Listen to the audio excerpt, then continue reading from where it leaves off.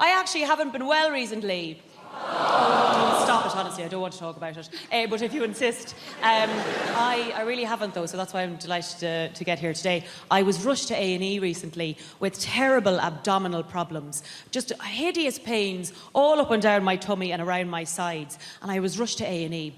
And for about 3 hours, I thought, and anyone here who ever read a magazine as a teenager will know what I mean, especially the girls. I thought that I was about to have a surprise baby. Do you know the way there's those stories in the magazine going, well, everything was normal, nothing was different, everything was regular. Well, then I went to the toilet and I looked in the toilet and there was a baby in the toilet. And I had a surprise baby.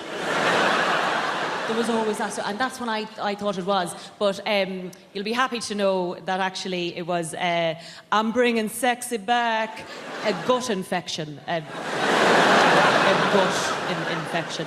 But the worst part of the whole situation was that the doctor in A&E was really, really handsome.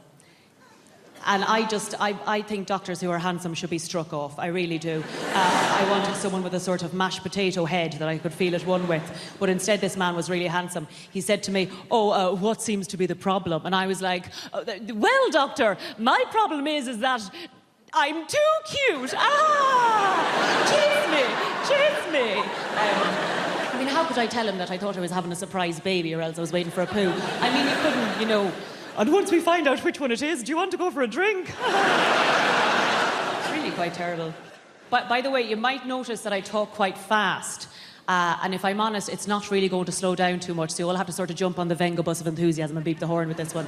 I think that the reason I talk quite fast is because I was brought up in the countryside, in the deepest, darkest countryside, where there was no one for miles and miles around. Just this giant expanse of land with no one to talk to. And it was very, very lonely. You'd have no one to speak to during the day. I mean, a very backwards existence, lads. Like, our clothes are made of mud. Our hats were made of leaves. We had no access to things like pot noodles. We just had to sort of pour boiling water on top of birds' nests if we didn't feel like cooking one evening. A really backwards existence. And crows everywhere. Crows.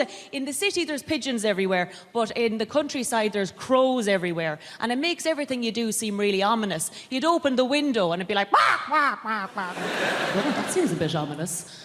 You know, you'd be standing innocently over a dead body in a field. Oh, God, this all seems a bit ominous. But the reason that I think I talk quite fast is because I'd have no one to talk to during the day. And so some days, the only person you'd have to talk to will be a passing car flying along the road. So you had to learn to talk fast if you wanted to talk to anyone. You'd be like, hi, how's it going? Oh my God, come back and talk to me. Do you like my new dress? Stay and be my friend. This sort of thing. Some days you'd be waiting for a tractor to come along, because you get more time out of a tractor, you see. You get to talk to them for longer. You'd be like, hi, how's it going? Do you like Sesame Street? I like Sesame Street. Oh, you do like Sesame Street? Sometimes I think Big Bird might not be a big bird, but he might just be a man in a suit. I know it sounds bad, but I have my suspicions. Goodbye, come back. Here at the sink, right? And I've put a little thing here. It's like a bean tin, but it's got holes in it. So you put the cutlery in there, and it's all together then. You're not chasing it round, and the water comes out of the holes, so you just take it away, right? I'll watch them washing up, reach past this thing. They can see it, it's there. They would have to be blind in this eye and looking that way not to be able to see it. They travel the extra distance to lay the cutlery flat on the side. And I mean all the cutlery, including teaspoons, and not that way round.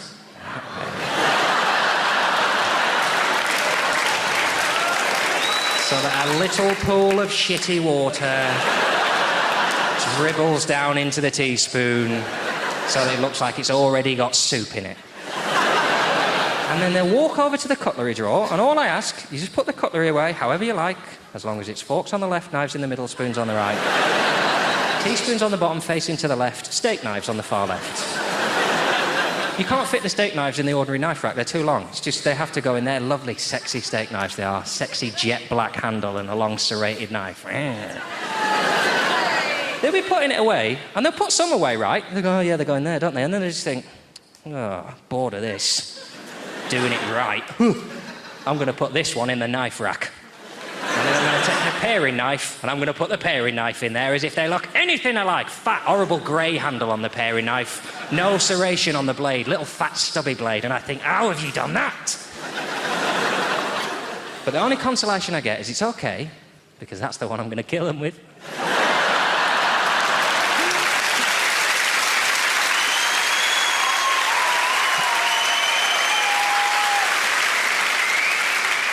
I'm going to grab that knife and I'm going to sneak up to their room in the middle of the night. I'm going to go, hello, it's the fairy, and he's tooled up. I'm going to stab you now with this steak knife. Well, that's actually a paring knife. So you do know the difference!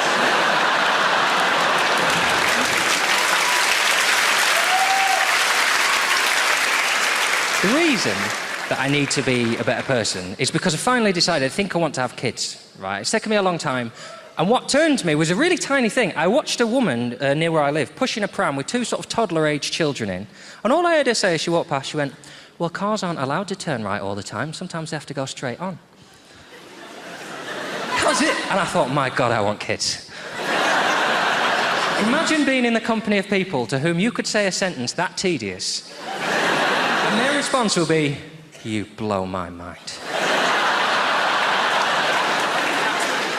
So there's a road, but they're not allowed to turn into it. That is... So what, do they just move house to the end of the road then, do they? If you turn right twice, you'll end up back on that road.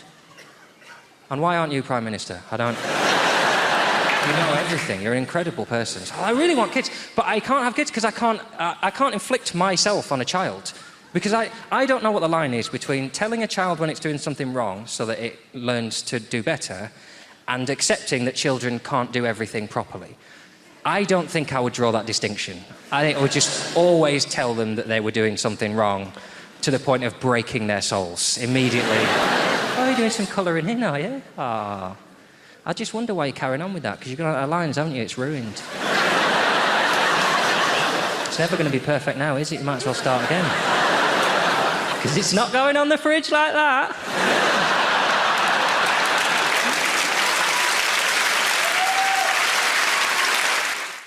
Tommy, did I get unlucky? What would be, I know you're a builder, not an electrician, but you can still answer this question. What would be your absolute record in a row for not turning up when you promised you would? 4. 4. God bless your honesty. Because my electrician, did I get unlucky? Because 14 times he didn't turn up when he promised he would, right? 14 times, incidentally, where I sat on my arse watching shit daytime television. No offence, Tommy, right? But... I sat on my arse twiddling my thumbs watching shit daytime television. Presumably he did exactly the same thing round at his house. But then he finally came, right? And this is... Have you ever seen anything this incompetent, right? Because I'm 43, and I've sort of... I've travelled the world, I've seen a thing or two, but I have never seen anything this shit. I've never seen anything this incompetent in any area of life, right? Because he came, this electrician came, and he fitted... what do you call... double plug sockets. He fitted 15 of those, right? 15 of them, all around the lounge in the dining room. 13 of them, Tommy, are awesome.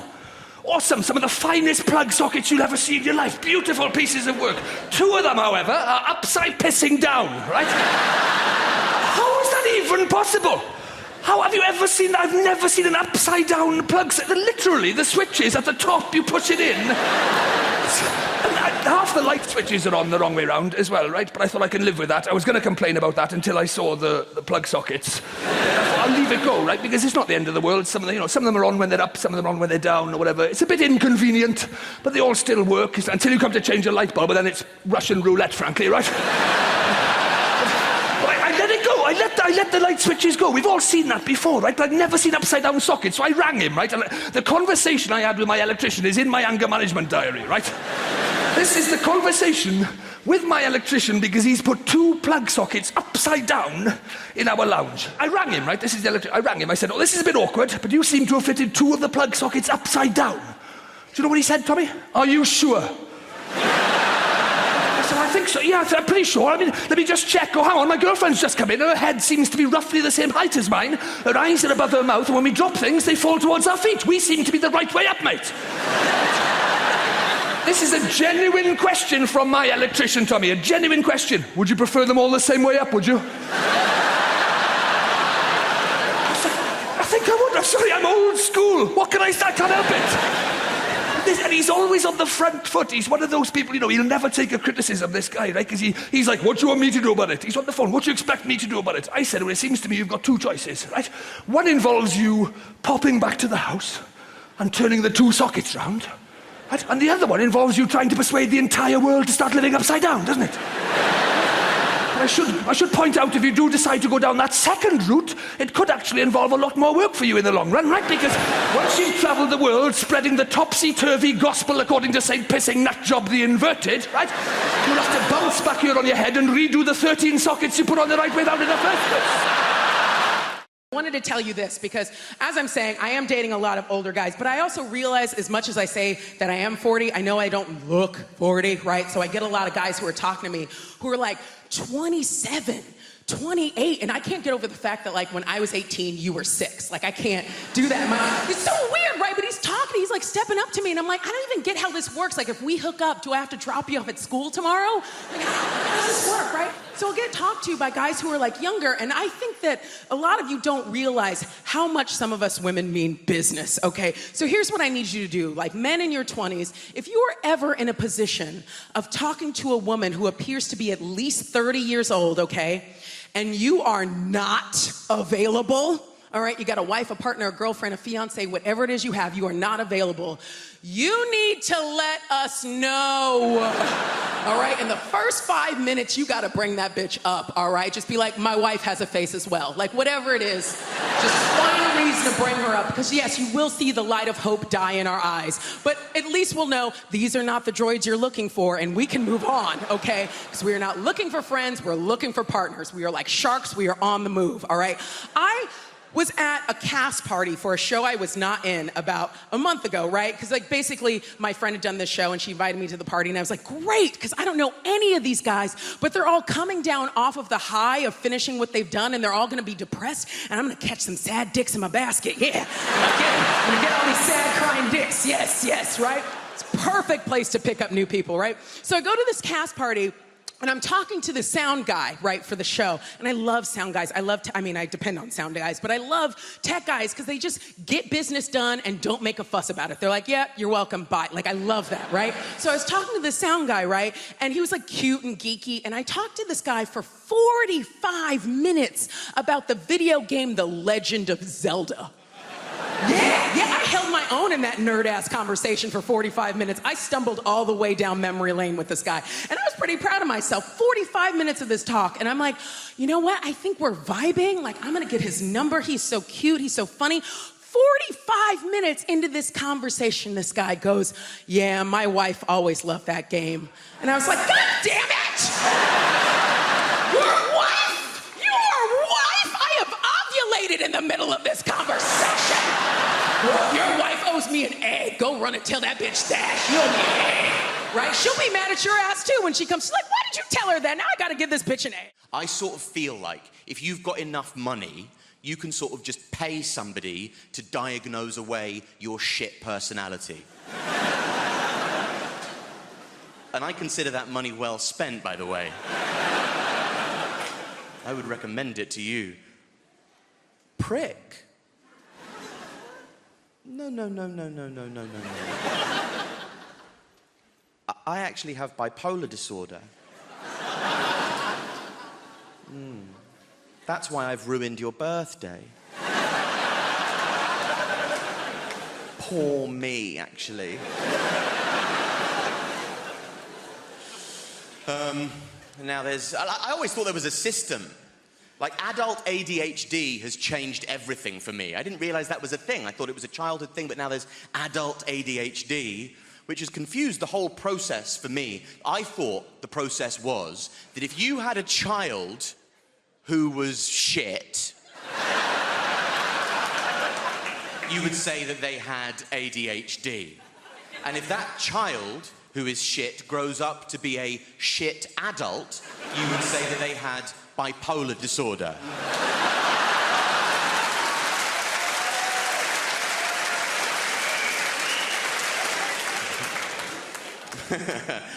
Footnote, I've been diagnosed with both, so don't write in, camera people. Anyway, a lot of people might suffer with mental illness, and that's, you know, it's a pervasive phenomenon. A lot of you might have depression. That's your sort of garden variety mental illness. That's your standard fare. And if you do have depression, my advice to you and the community at large would just be to keep it in there. Bottle it up. Whatever you do, don't tell me about it, because I don't care. I don't care if you're depressed. I'm bored of it. I just don't want to hear about it. And I just can't be. And also, it's just not a good thing. If you have depression, don't tell me, because as somebody who suffers with depression, you should know how pervasive depression is, that many people suffer with depression. So if you tell me that you have depression, that might make me depressed. And that doesn't really feel like a problem halved, does it?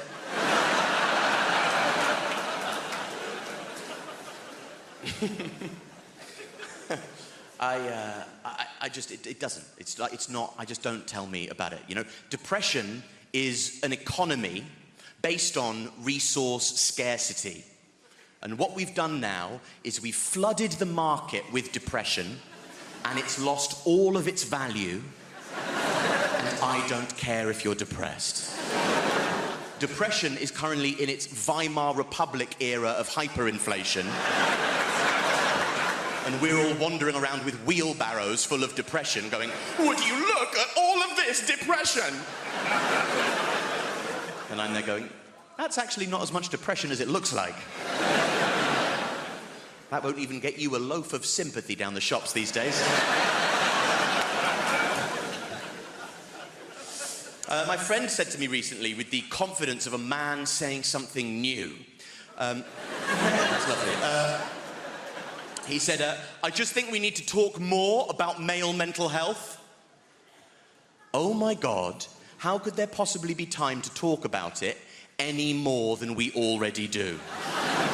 We are talking. I know that we all have different perspectives, different cultural backgrounds. I can see you, or feel you rather, like moving away from me. Okay? Let's all keep lighthearted about this. I don't want to have to say only joking, given the context of what this is, okay? I don't have a kid. I have a wife. That's a start, I suppose. I'm a very happily married man. I'm a man in love, actually. How many men here in love? A few of you. By the way, those of you who are here, any men who are here with women and you didn't react when I asked if you were in love, you have a very frosty journey home ahead of you. That's all I can tell you. That was a good show tonight, wasn't it? Did you not enjoy it? Well, I enjoyed it, but I was listening. You didn't seem to be listening. I was laughing. Well, the Irish guy asked you a direct question. Love is a funny thing. Being in love and falling in love are obviously two quite different things, aren't they? They both have their own merits. They both have their pros and their cons. Falling in love, for instance, is very exciting. I'll give you that. You never know what's going to happen next. Every time you see her, your heart beats faster. You touch her, you tingle, you can't get her out of your head. Falling in love, very exciting. And being in love is fine. So they both have their own merits, is what I'm trying to say there. You try and do things to keep the romance going, and if you're a bloke, that's your job. And if you're a woman, your job is to tell us if we're doing our job correctly. We try and do things to keep the romance going, but every now and again, ladies, you might do things that'll suck the romance back out again. Like ask us questions. Stop doing that. I don't mean questions like, where you been till now, who are you texting, what are you doing on the net at this hour? They're fair enough. I mean questions like, what are you thinking? Piss off with that question. What are you thinking? What is your obsession with what we're thinking? Can that be the one thing that remains exclusively mine? We share everything. The house, the bills, the friends. Can the content... No, I want that too. Come on. Why can't you women show us men the same courtesy and consideration we show you and not give a shit about what we're thinking? Why can't you do that? Because do you want to know the honest answer to that question? As soon as you say to your man, what are you thinking? Do you want to know what he's thinking? He's thinking, shit, better think of something to say, I've been thinking. That's what he's now thinking. Whatever he had been thinking before you asked that question, no matter how reasonable or innocent the thought was, it has gone now. scuttled off into the corner of his brain in a panic to make way for all the little men that are now running around his head going, what are we thinking? She's asking! Quick, give me something to make it good. Somebody, you, what do you have? What do you have? She won't believe that in a million years. Come on, lads! You. That's not even a real place, for Christ's sake! What do you have? That's your sister. What are you trying to do to us? And the reason we panic is because we know the truth won't do. The truth, 95% of the time, is the word nothing. That won't do at all, will it? What are you thinking about? Nothing. You can't be thinking nothing. You have to be thinking something. Everyone has to be thinking something. Ladies, you should never underestimate a man's ability to be completely and utterly vacant. Cheers.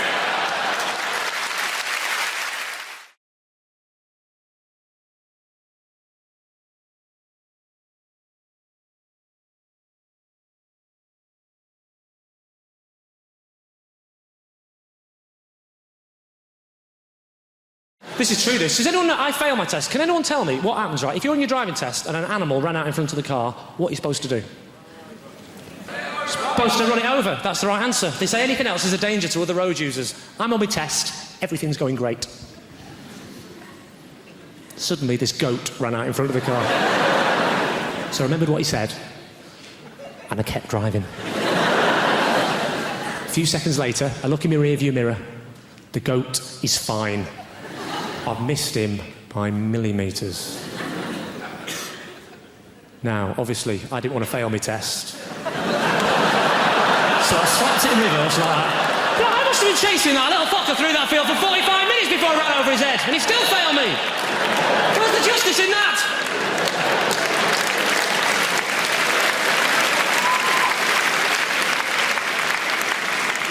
You actually look a bit like my driving instructor, madam. With those fantastic specs and that hair. You've gone for the old Eric Morecambe meets Demi Moore look, haven't you? That's fantastic. Actually, lend me those glasses for a second. Just, you do. What's your name, madam? Lyndall. Where are you from? Mordor? Lyndall. My name is Lyndall. Are you searching for a ring? That's Australian. Oh, fantastic. I'm not going to take the mickey out of the Australians. You're the same as us, aren't you? Different pronunciations, you know. You say yogurt, we say yoghurt. You have prawns on the barbie, we have yoghurt. You use KY jelly.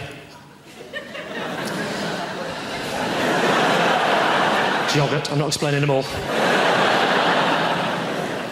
You say BYO, we say good guess. The question was, how do you spell boy?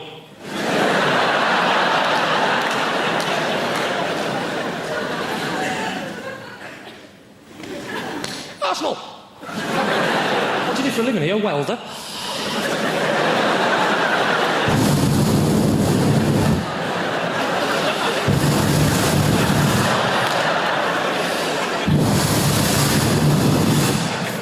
It's true, actually, my driving instructor wore glasses. This is the other reason she failed me as well. We're driving down the road. She said, what I'm going to do is I'm going to slap my hand on the dashboard. I want you to make an emergency stop as though a small child has stepped out in front of the car. Before he could put his belt on, or she, doesn't matter because I'm making it up, right?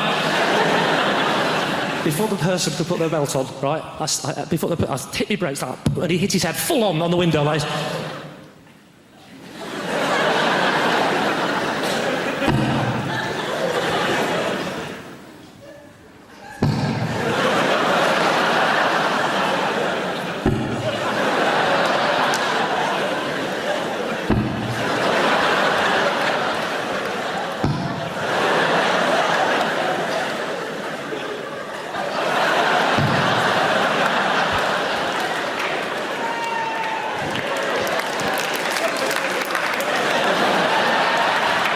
I'm just showing off now. Oh, bad job! Hey! Hey! And he turned around to me and said, why don't you wait till I slap my hand on the dashboard? I said, there's a child's life at stake here. I haven't got time to mess about with games, mate. Oh, sorry, you didn't see any of that, did you? No, sorry. You were just sat there when you're going, what's he doing? What's that noise? Has he got a kind face? We're very fortunate. We had a wonderful time in our life. I became a dad 18 months ago. He's actually 9 years old, but I've only just started getting involved. The hard work's done. I'll step in now, I think. No, he's a baby. He's a wonderful boy. It's stressful, very stressful. Not for me, for my little boy. Very stressful being a baby. His socks just fall off all day. Just start the day, you look down, his socks are off again. Imagine if you were going through that as adults. Your mental health would be in the gutter if you were going through that. I'm amazed that isn't more baby's first words when they learn to speak, not mum and dada. What the fuck's going on with these socks? Seriously.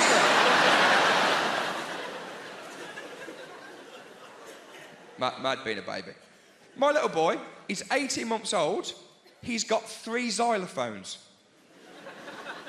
Why would anybody need 3 xylophones? There's professional xylophone players with less xylophones than this kid. I said to my wife, I said, why has he got 3 xylophones? She goes, oh, he likes to play one in the bath. That's some kind of eccentric billionaire. What is going on here?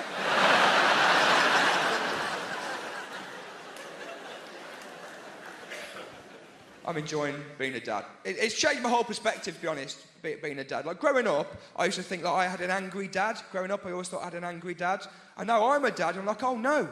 We just pushed a very reasonable man to breaking point. Just a lovely guy. I think being a parent is a lot like eating a pomegranate. Like, there's really nice little bits, but ultimately, I'm not sure it's worth it. It's really hard. People give you mad advice as well when you have a kid. My little boy, actually, he's about a week old. I was holding him. And my mum, actually, she said, Josh, just think, that little boy you're holding there could go on to be anything he wants to be. He could be a top doctor, a politician, an astronaut. I thought, wow, that's incredible. But also, I wouldn't have thought so. An astronaut, from me to an astronaut in 1 generation. That's a hell of a leap. I went to the pub the other day. It was a push door. I was pulling it. I thought the pub was closed. I just went home. I could see people inside. Well, how have they got in there? What's going on? NASA are not knocking down my door. I don't think he'll be a politician either, because he's going to go to the same shit school in the Midlands that I went to. And politicians, they all go to the posh schools, don't they? And people don't like that. They say, oh, politicians, they all go to the posh schools. I think that's okay. I think that's fine. I don't think you'd want anybody from my school being in charge of the country. Maybe this is very progressive, but I think if you learn maths in a porter cabin, don't get involved in government. I don't know. If you learn about history by watching Blackadder on a wheeled-in TV, stay out of it.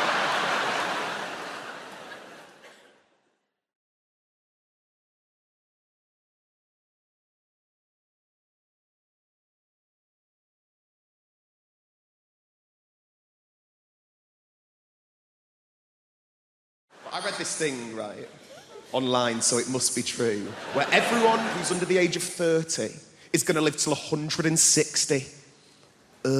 Like, you look tired now. 160? I don't want to be sat in a flat, leaking, liver spotted. Your ears and nose, they never stop growing. I'm going to be sat there looking like I work at bloody Gringotts Bank, just like... And I think if I get to 160, I'm ending it. I don't know how you do it. What are you going to do? Sort of suffocate yourself with a bag for life? I reckon the best way, and maybe like a toaster in a bath situation, but it'd be one of those like sit-down baths with a chair and a door, and then you have to wait for it all to fill up. You put in a bit of matey for a last bit of luxury, and then you go, oh shit, I forgot the toaster, and then you have to wait for it all to drain. You open the door, you go out onto the landing, down a stair lift, into the kitchen, you go, what the bloody hell have I come in here for? It's never going to happen.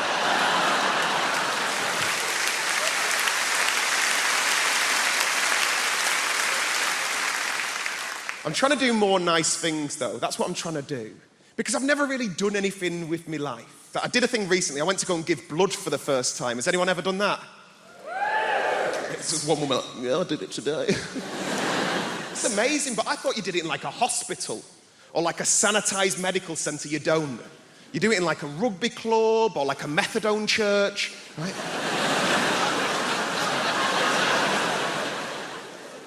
I turned up to this bingo hall near my nan's house, right? I was greeted by the second moodiest person I've ever seen in my life. It was a woman called Linda. Like, her name badge said Jean, but she looked like a Linda. Do you know what I mean? Like short bob, gelled fringe, good at darts. She weren't happy. She weren't. I turned up, she goes, have you got an appointment? And I went, no. And she goes, have you filled out a form? And I went, no. And then she threw this form at me, and as I'm walking off, she goes, thank you very much for giving blood. We really appreciate it. Giving blood is the greatest gift anyone could ever receive. And I'm thinking, Linda's never been given a slow cooker. So, take this form, I start filling it out. I had to use this woman's eyeliner because Linda wouldn't lend me a pen. Just filling it all out. And as I said, the only reason I went to go and give blood is make myself feel like I'd done something with my life. And instead, I'm faced with all these very serious adult questions. It was things like, have you ever been to Africa? And I'm like, no. And he goes, have you ever had sex with a man? And I'm like, no. And he goes, have you ever had sex with a prostitute? And I thought, I've done fucking nothing with my life. Nothing. Have you injected drugs? Have you spoken drugs? Have you had any treatments in the last 6 months? I panicked. I went, oh, well, me and my mum have had facials off Groupon. Not the right answer. Weirdest question, are you HIV positive? I was like, what? Like, no. Like, if anything, I'm against it. And then they took me off into this room, and there's all these sort of like Sharons and Johns lay on beds with sort of needles in their arms. Like, it looked like a spa day for smackheads. Put a belt round my arm, not even a nice belt. They spanked it a bit, they told me to relax, and then they whipped out the biggest flipping needle I've ever seen in my life, and I just fainted. Completely fainted. I can hear all these muffled voices, and then I can hear Linda's bellowing voice just going, I knew he'd be a fainter. I'm like... By the time I'd come around, all these people are trying to help me out, and Linda just parted them. And her way of trying to make me feel better, her way of trying to make me feel like a proper grown-up was going, would you like a glass of orange juice and a biscuit? I was like, no, Linda, I want to have sex with an African gay man for money. That's what I want to bloody do.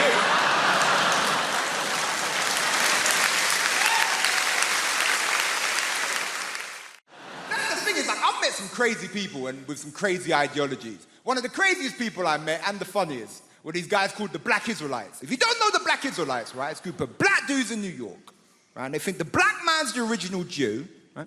They think the white man's the devil. I mean, look, you know, they have a point, right? And they think Jesus, right, is coming back to put white people in slavery, right? Which, look, I think is messed up. Because I think white people would make terrible slaves. Do you know what I'm saying?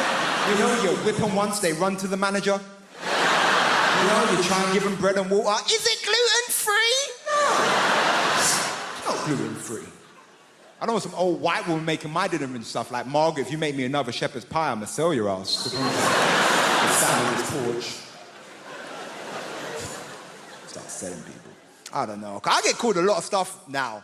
Especially with the internet, I get called tons of stuff. I get called racist words, and I get called racist for making jokes about white people. I just want to say my mom's white. I have one at home. She's fine. I have one. I have no issues with white people. Love white people, right? But everyone calls me mad things. And I'll be honest with you, when you get called a lot of stuff, you have to have a thick skin. You can't let it bother you, because it'll just get you down if you always listen to that stuff. And it's never bothered me, except for one time. Someone said something about me, and it just really annoyed. Basically, someone called me middle class, and it just really... I threw my avocado on the floor. I was perturbed. I was like, mother, take this away. I can't finish this avocado. Middle class? I ain't middle class. I'm not you. I'm from Ilford, man. If you don't know Ilford, it's in between East London. Don't you cheer Ilford, goddammit. Ilford is horrible. It's in between East London and hell. That's where Ilford is. Don't want to go Ilford, right? It's that weird thing. It's like you work hard and then people think they can take away your identity from you. And that's like a weird point. It's like you can't be working class because you've worked hard. You get to play lovely gigs like this. You can't be what you are. And the thing is, I am working class in my heart. But there's a conflict. My brain says different sometimes. You know? Like sometimes my friends will call me from prison. It's just what it is. It's just what it is. They'll call me up and they'll be like, yo, Jamali, you need to start repping for the Mandem. And I go, you know what? I need to start repping for the Mandem. They say, you need to start saying free the mandem. I'm like, you know what? I need to start saying free the mandem. And that's in my heart. I believe that. We should free the mandem. But then my brain goes, yes, Jamali. But now you have stuff they want to steal. So I'm like, yeah, free the mandem. If they've completed the course, maybe. I don't know. Free them up if they've, if they've repented. I don't know. If they ring me up, they'll be like, yo, say free Ginger J. Free Ginger J. Say free Worm. Is Worm still locked up? You better free him. Say free Killer. Nah, I don't know about Killer, man. I'm not saying we should never free Killer, just don't free him where I live. Because I live in a nice gentrified area now, just what I'm saying. So it's like, and I'm angry at gentrification, but it's hard because it's delicious. I'm drinking my latte going, oh, these hipsters, you know? Like, so yeah, free hit Killer, but just not where I live, not in my community. Because gentrification is a weird one, because does anyone remember when London was shit? Like, Hammersmith was shit. None of you would have been able to be here. It was that bad. It was never Peckham shit. Peckham was shit. I go as far as Bethnal Green and look at Peckham through a telescope. That's as far as I go.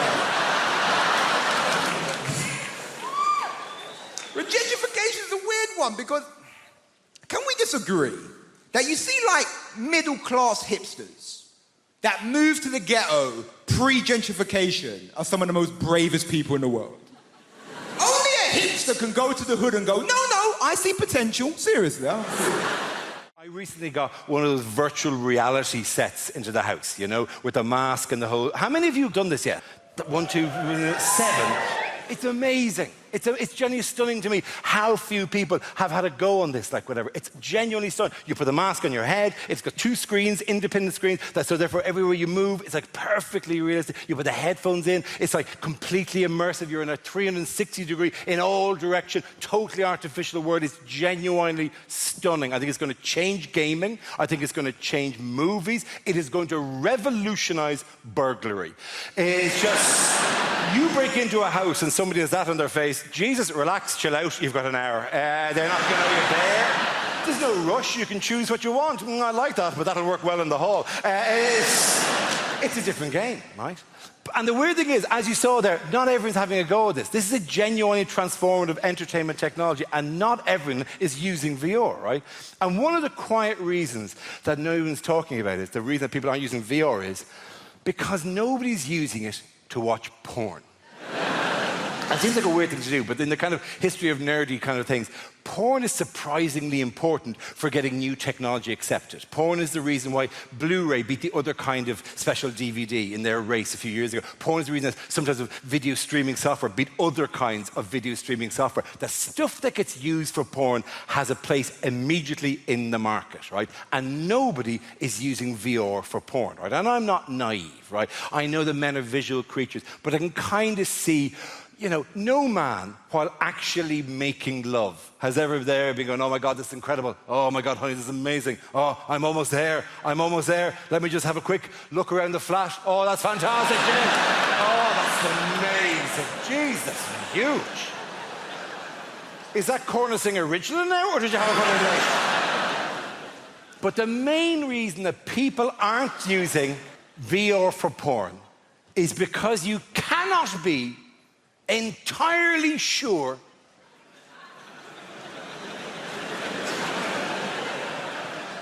that she's out for the afternoon. And I mean 100% sure, because the stakes are really high. You do not look good in this situation. You do not need your loved one going, oh, I've left my credit card, I better go back in. What is this you're doing to yourself? Yes, I was bringing the kids to my mother's house, but the little one fell in, we've had to come home. But Jesus, this is what greets us. The nightmare is you finish the wank of the century, you take off the mask, and there are 3 police officers just staring at you.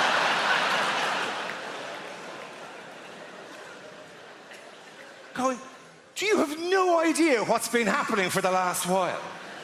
Somebody broke into your house. They were spotted, we were called, there's been a standoff. You've been a hostage for 45 minutes.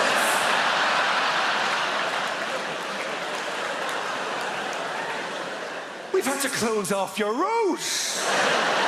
Sky News have a helicopter slowly circling overhead. Your wife is outside on a megaphone going, "Stay strong, John, stay strong." And all the time we've been watching you on the thermal imaging, just battering away at yourself.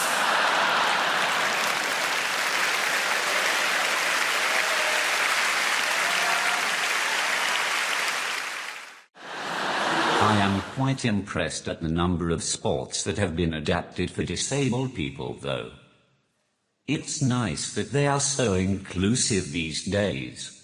I reckon we should go further and adapt versions of classic board games as well. You could play a very special edition of Guess Who, where all the characters had disabilities. No one would ever win, because everyone would be too afraid to describe their character in case they caught offense. The questions would be fun as well. Is your person incontinent? Does your person have crayon around his mouth? Does your person have trouble speaking properly? Is your person Danny Dyer?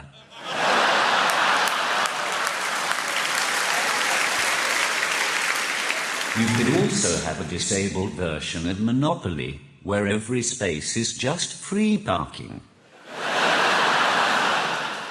Speaking from the personal experience of a bloke with a disability, I think that the dating game is much harder for people like myself.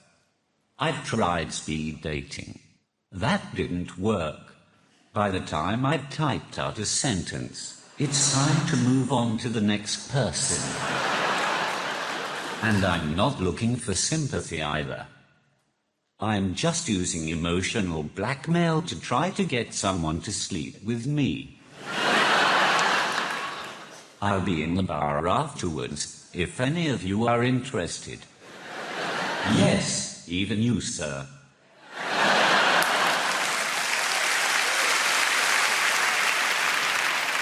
One of the main problems I have with dating is that I find it hard to approach girls in the traditional sense. I don't have the ability to chat up a woman. When I meet a girl, I have to type them up. And that just sounds wrong. You type up your dissertation, you type up your will, and you type up your letter to your grandma. There's nothing sexy about being typed up. Even if there was, when you're typing excitedly to a woman and accidentally spell something wrong, autocorrect is a ducking nightmare. For example, I once asked a girl if she had a pen I could borrow, so I could write down her number. I didn't expect it to say, "Can I borrow your penis?"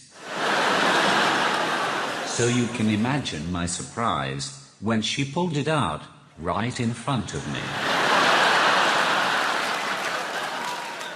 It's at this point in my set when I like to remind people that I'm not related to Stephen Hawking in any way. In fact, the closest I have ever come to being Hawking is when I went to see The Theory of Everything at the cinema. It's the movie about Stephen Hawking and his life. I didn't go to watch it, though.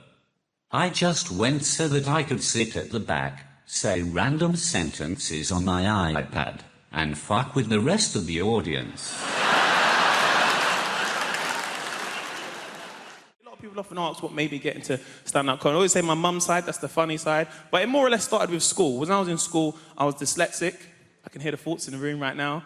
Oh my God, he's dyslexic. He can't play Scrabble. Oh my gosh.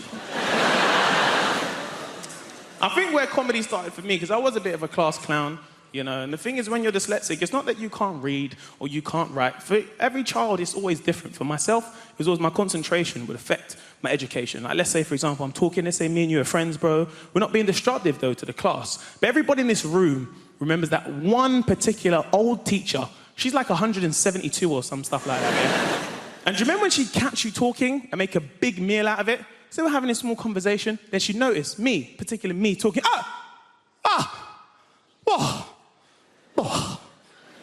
Ghastly. We've got a conversation over here. Yes, children, we've got a conversation over here. No. Stand up.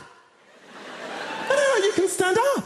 Do you remember someone would try and defend it for you? Actually, do you remember what you actually say to her as a reply? But miss, I'm not even doing anything. Do you remember when teachers just lost it for a little bit? That's right! You're doing nothing! Now stand up!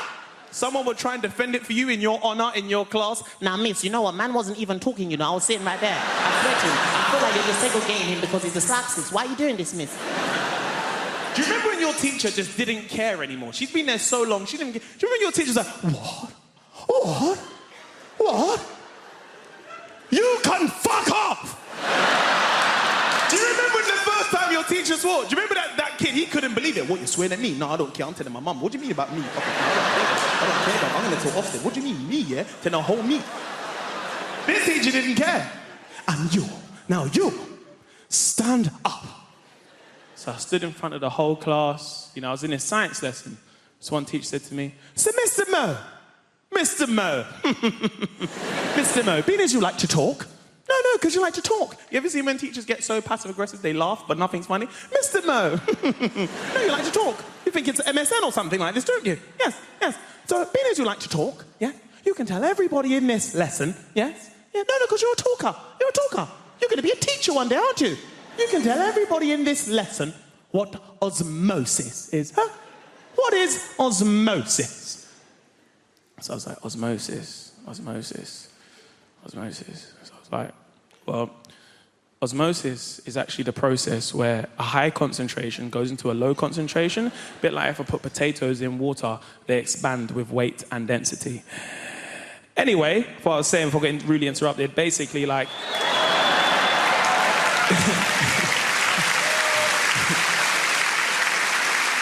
This old teacher lost her mind. Do you remember the teacher got so angry they start shaking, but they shake so much their turkey neck would shake at the same time? Do you remember that teacher? How dare you, in my lesson, on the day of the Sabbath? The Sabbath? It's Orange Wednesdays. What's this Sabbath thing about? What's that? How can I get involved with that stuff? Do you know what? Get out right now. You can get out right now. So I never forget, you know, I'm walking outside the lesson, you know, spudding some of the guys in the way. Don't know. You know. But I thought, you know what? I've had enough of being treated like this. I've had enough of this, because right now, I'm in year 11. Soon I'm going to leave. I'll be in college, earning some real money, making some EMA. I've had enough of being treated like this. Yeah. And I said to my teacher, I said, you know what, miss? I'd actually be learning if you was doing your job, which should be teaching. The whole class simultaneously went, oh my days.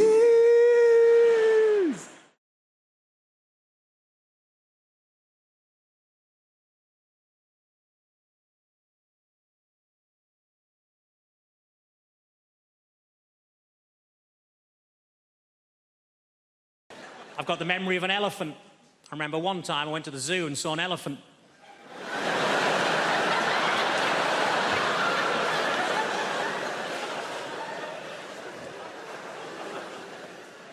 I was disappointed to find that Dunkirk wasn't actually a biography of William Shatner.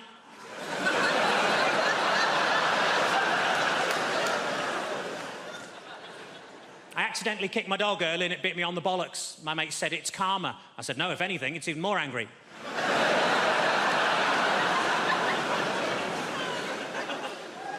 I tell you what always catches my eye, short people with umbrellas.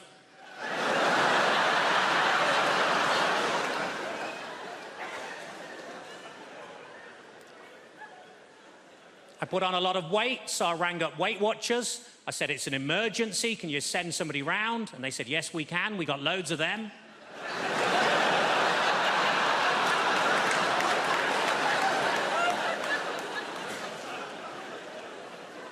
I was actually thrown out of Weight Watchers for making sarcastic comments at the weekly weigh-in. As you can imagine, I accepted the decision with huge grace, because they threw her out as well.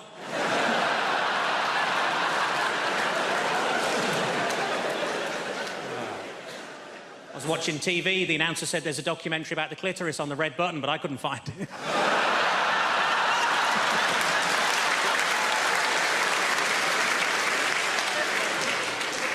I was in a fancy lingerie shop. I said, are these knickers satin? He said, no, they're new.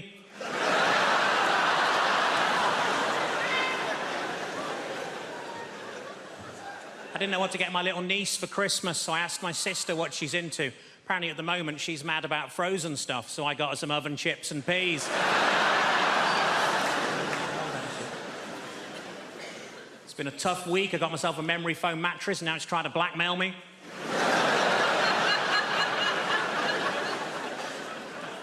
As a child, I was made to walk the plank. We couldn't afford a dog.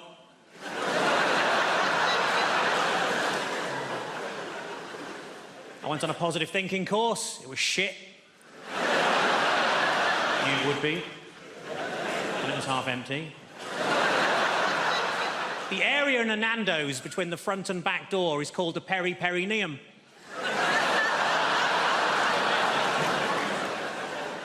What I like most about that joke is that people who know what a perineum is usually haven't heard of Nando's. Ironically, there's only a very small overlap between the two. The doctor told me to lose some weight. I said, how? He said, don't eat anything fatty. I said, what, pies, chips, that sort of thing? He said, no, just don't eat anything fatty.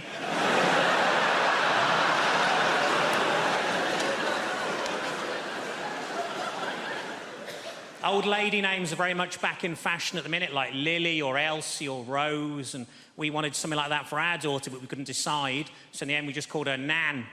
So we should grow into it. As much as you want to save animals, I'm pretty sure you're not going to do it by buying cosmetics.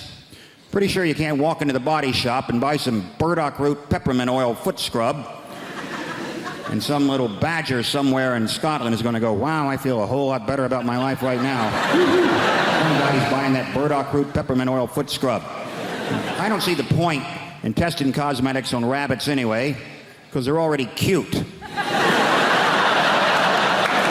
Slather some lip gloss and eyeliner all over them. Now they're all gussied up like some $3 whore. There's no dignity in that for a rabbit whatsoever. You want to test out cosmetics? Test them out on big game, because they stink. Get up under a hippopotamus there and get some roll-on deodorant under his armpit. See how fresh and self-assured he stays all day, huh? Little lip gloss on a beaver. Real beaver. Stay with me, fella. Real beaver. Right? Dam building, log-eating beaver. If he's charged through 60 logs and he's still wearing that lip gloss, that's some damn good lip gloss right there, ladies and gentlemen. You know this whole thing about, you ever meet someone famous and you tell your friends, and then they say, well, what was he like? Because all they really want to hear is that he was a prick. So they like to say Tom Cruise is the nicest guy in Hollywood. And I always think, well, if I was making $8 million a film, I'd be nice too. Jesus Christ. But I'm not sure he is that nice. Because I always read these articles about how he's so insular and he's into his Scientology and he, stays at a hotel, won't make eye contact with anyone in the hotel, because he doesn't want to talk about the plots to his new films. Apparently, as if staring Tom Cruise in the face, he would just crack under pressure. What are you staring at? Hey, you want to hear about my new film? You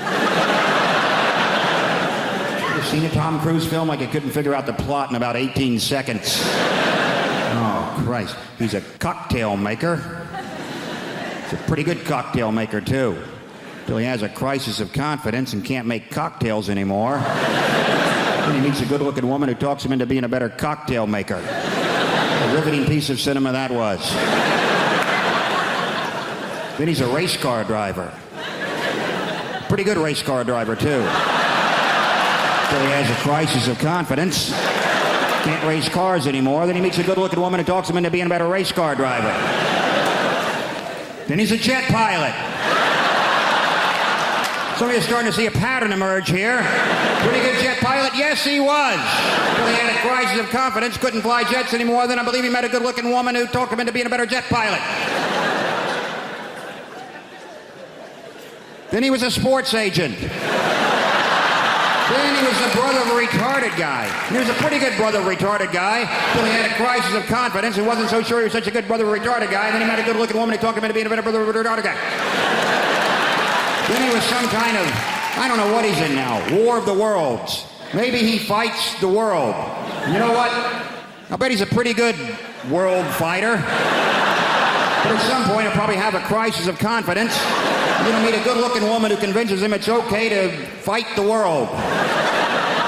Could be a Scrabble player for all I care. He's a pretty good Scrabble player. Till he draws all vowels. Has a crisis of consonants. And he meets a lovely Welsh woman who teaches him a lot of words he's never heard before. It's lovely to be here. I've come all the way from Brighton. Just in case you're wondering what this haircut is about. Might be a new face for some of you people. Don't panic, the BBC invited me here because they needed a beige lesbian. So I'm just here to tick some boxes. Not your box, madam, just a metaphorical box. I'm half Spanish, that's what's happening there. I've got a Spanish mum, and she lives here in the UK. It's all very legal. She's lived longer in the UK than she's ever lived in Spain, but the brilliant thing about my mum is that she's never lost her accent. She's doing very, very quickly. She's doing lost words she cannot pronounce. Lost words she cannot pronounce, huh? My favourite word that my mum's never been able to pronounce is my brother's name. Not even a difficult name, his name's Stephen. I don't know if you've noticed this, Spanish people, any word that begins with the letter S, they struggle, right? So my mum doesn't call him Stephen, she calls him Steven.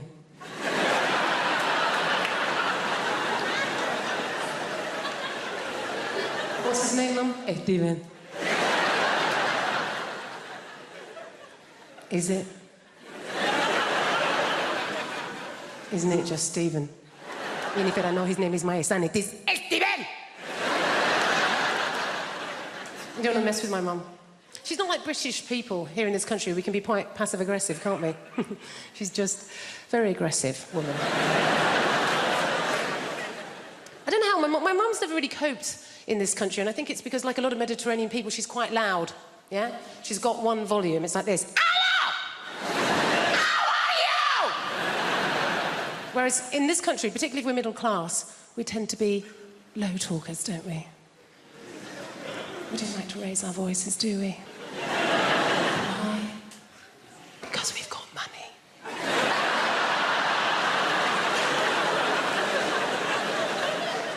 And we just assume that if you are raising your voice, well, you're probably poor. Or worse, foreign.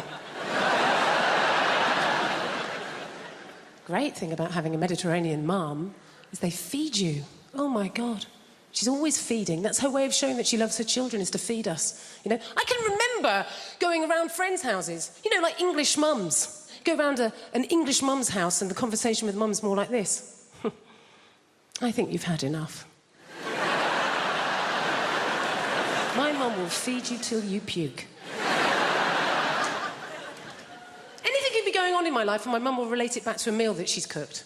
Do you know what I mean? Like, so good or bad, particularly if I'm depressed. If I phone up my mum and I've had a terrible day, yeah? I phone up my mum, conversation always goes like this. Oh, Jennifer, my God, I'm so sorry to hear that you're having a hard time right now. But you know what? Don't worry, okay? I made a soup. Come home. You sound hungry. I made a chicken curry, I made a lamb tagine, I made a casserole, Jennifer. I made some tortillas, some paella, some curry, Jennifer. You love curry, maybe some meatballs, some pork ball, beef ball, aniseed ball, banana ball. You're a lesbian. You don't eat enough balls. Please, come home. Eat my balls. They say it's hard, you know, bringing kids up is difficult. They say kids these days are influenced by these new hyper-violent computer games. And that's nuts, isn't it? If we'd been influenced by the computer games from our childhood, we'd have to go around going like, beep.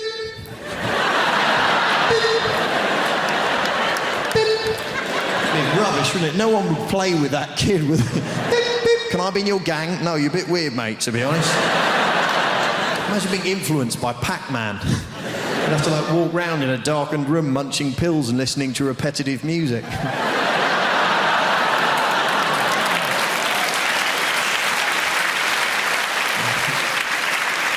The younger people laughing and clapping, the older ones going, who is this Pac-Man you speak of? It's not one of the rough boys from the estate, is he? There's always some rough kids where I live, and they're not being rough, they're just being confusing. You know, you come out of your house, they go, yeah, your mum makes gravy for leopards, innit? Yes, I believe she does. She does a lot of charity work. These are scary kids. Even the dirty old men are scared of these kids. See him turn up in their car, put the window down, like, hello, little boy, do you want a sweet? The kid's like, what sort of sweets have you got? Said it best be good if you come under here and trouble me with your sweetie talk, right? You don't want none of your mojo or drumstick rubbish, you get me? You must have a serious sweetie offer for me, boy. Blokes panicking. I was like, well, I've got bonbons. I wasn't sure what to bring, to be honest. Dib dab there, and wham bar. Wham bar, your sweets are rubbish, man. Shut up. No. Wham bars used to be big like that. Now they're small, innit? So you're gonna have to do better than a wham bar if you want to see my dick, right? Hey, man, look at your car driving a Saab. You got no pride. Get out, you wham bar, bitch. Next pervert, please. What kind of sweets have you got, sweaty? What do you mean, Neverland? Yeah. But we live in exciting times anyway, you know. It's very exciting being in London, you know. The Olympics. Fantastic. We didn't really want the Olympics till we heard France might get it. The British people are like, oh no, all that running and jumping. It's not really for us, is it? When is it? No, I'm busy that week. What? France are going to get it? Bollocks, we'll have it. Only in London would we have to have a poster campaign saying back the bid. No, fuck off, it'll be rubbish. Don't you think that's a bizarre response to that question? Like, would you like the oldest, most historically significant athletic competition the world has ever known, attracting athletes from every known nation on the face of the planet to come here and perform at the peak of their abilities in the very city where you live? Most British people go, where will we park? You know, because it's all residents round here. There's others going, no, man, the tubes will be packed, you get me? People getting on the underground with, like, javelins and shit. No.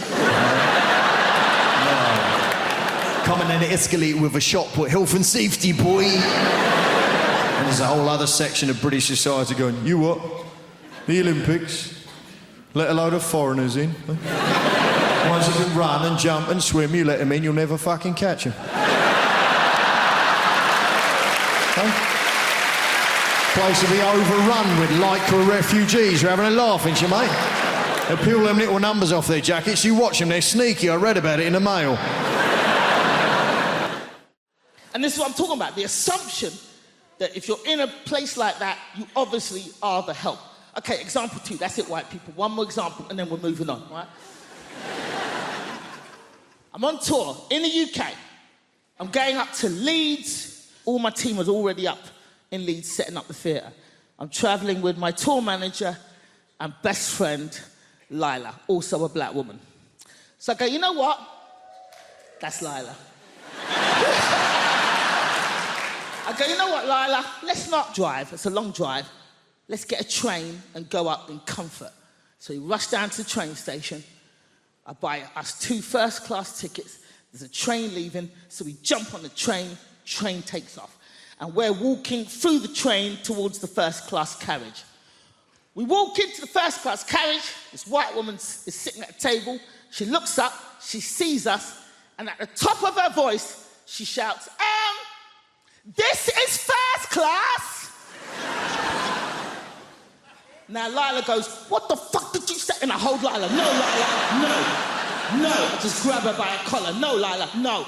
No, Lila, no, Lila, no. No. Watch me humiliate this bitch just with my mouth. Come back.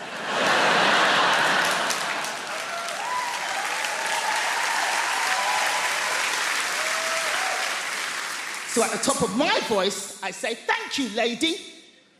But what was it about us that made you assume that we didn't belong in the first-class carriage? She starts to fumble. Everybody on the train just kind of leans out from behind their seats.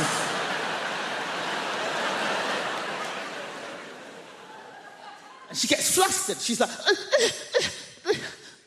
And then all she could think of was like, I thought you were lost. And I was like, how'd you get lost on a moving train going in one direction, bitch? How? Now, this woman was not alone. She was with her husband. Her husband was sitting opposite her at the table, same table. But we did not see her husband's face for this entire confrontation because the entire time he was hidden behind the newspaper, just... His hands never came down.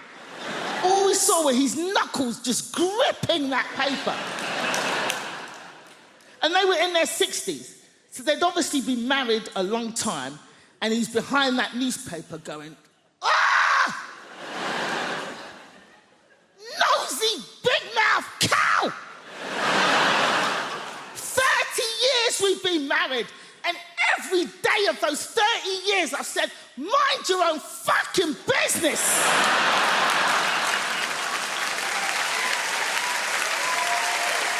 Shit! And now we're both gonna get beaten up by these two black boys.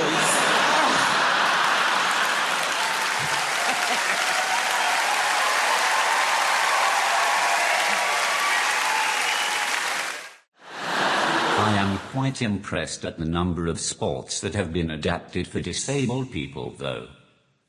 It's nice that they are so inclusive these days. I reckon we should go further and adapt versions of classic board games as well.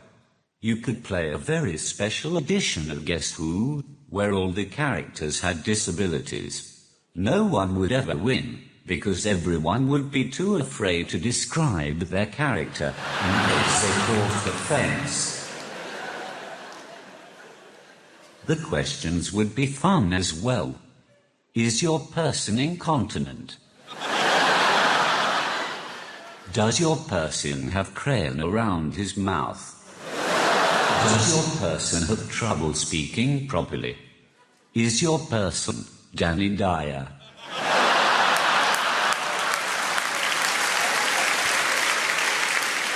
You could also have a disabled version of Monopoly, where every space is just free parking. Speaking from the personal experience of a bloke with a disability, I think that the dating game is much harder for people like myself. I've tried speed dating. That didn't work. By the time I'd typed out a sentence, it's time to move on to the next person. And I'm not looking for sympathy either. I'm just using emotional blackmail to try to get someone to sleep with me. I'll be in the bar afterwards, if any of you are interested. Yes, even you, sir.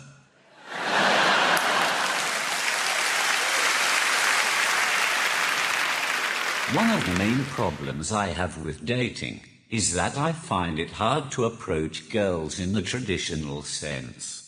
I don't have the ability to chat up a woman.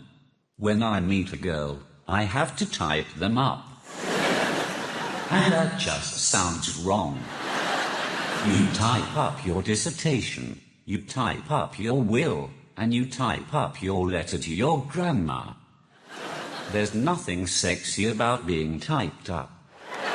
Even if there was, when you're typing excitedly to a woman, and accidentally spell something wrong, autocorrect is a ducking nightmare. For example, I once asked a girl if she had a pen I could borrow, so I could write down her number. I didn't expect it to say, "Can I borrow your penis?"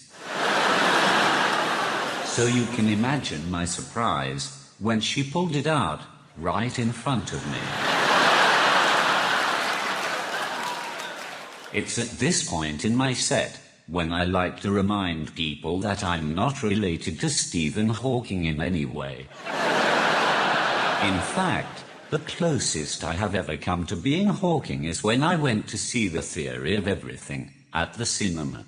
It's the movie about Stephen Hawking and his life. I didn't go to watch it, though.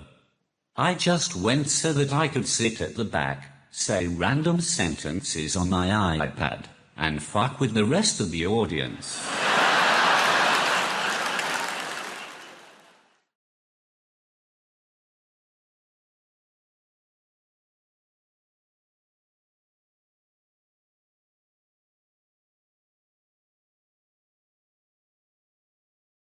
Where are my Londoners at?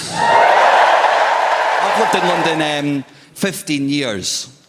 15 years I've been in London. What a fantastic place. When I first moved to London, I moved to South London. My friend said to me, be careful, mate. In South London, bruv, yeah? They'll fuck you up, yeah, South London, you know what I mean? Yeah. But I'll move to Richmond, and they were lovely. If anything, I mugged them. Do you know what I mean? But it's nice to have a nice mix of people in. We've got some older people. See some young guys, there's some young people in. We've got some Gen Zs. Welcome. They can't cheer too loud because of their anxiety.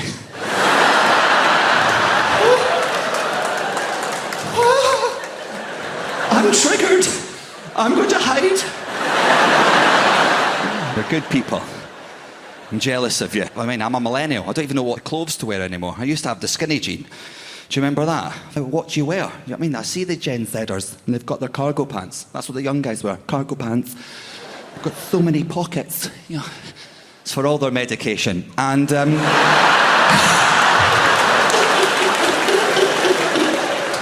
as a millennial, I'm like, phone, wallet, keys. They're like anxiety, ADHD, house keys, can't afford them, antidepressants. No, but I get it, right? I'm not taking the mick. Like, young people in this room, of course you've got anxiety. Do you know what I mean? You've got legitimate things to be anxious about. You're young people, you know. I'm a millennial. I've got anxieties as well. They're not as big, but hey, my feelings are valid, okay? Okay? Check your privilege at the door. Thank you very much. Yes, Gen Zers are anxious about by the age of 40. They're all going to have to swim to work due to global warming. We get it. I've got to go to the dentist every now and again, okay? Yeah, the dentist. I can't go. I'm too anxious about it.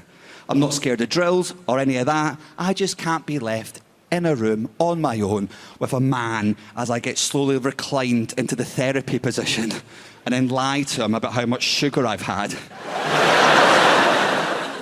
Now, the reason I can't go to the dentist, and please tell me this isn't just me, is every time I go to the dentist, and whenever the dentist puts anything in my mouth, please say this isn't just me, but when anything enters my mouth at the dentist, my tongue starts to behave like a professional porn star. What the... Trying to deep throat his drill. Like I'm possessed. Your mother sucks cocks in hell.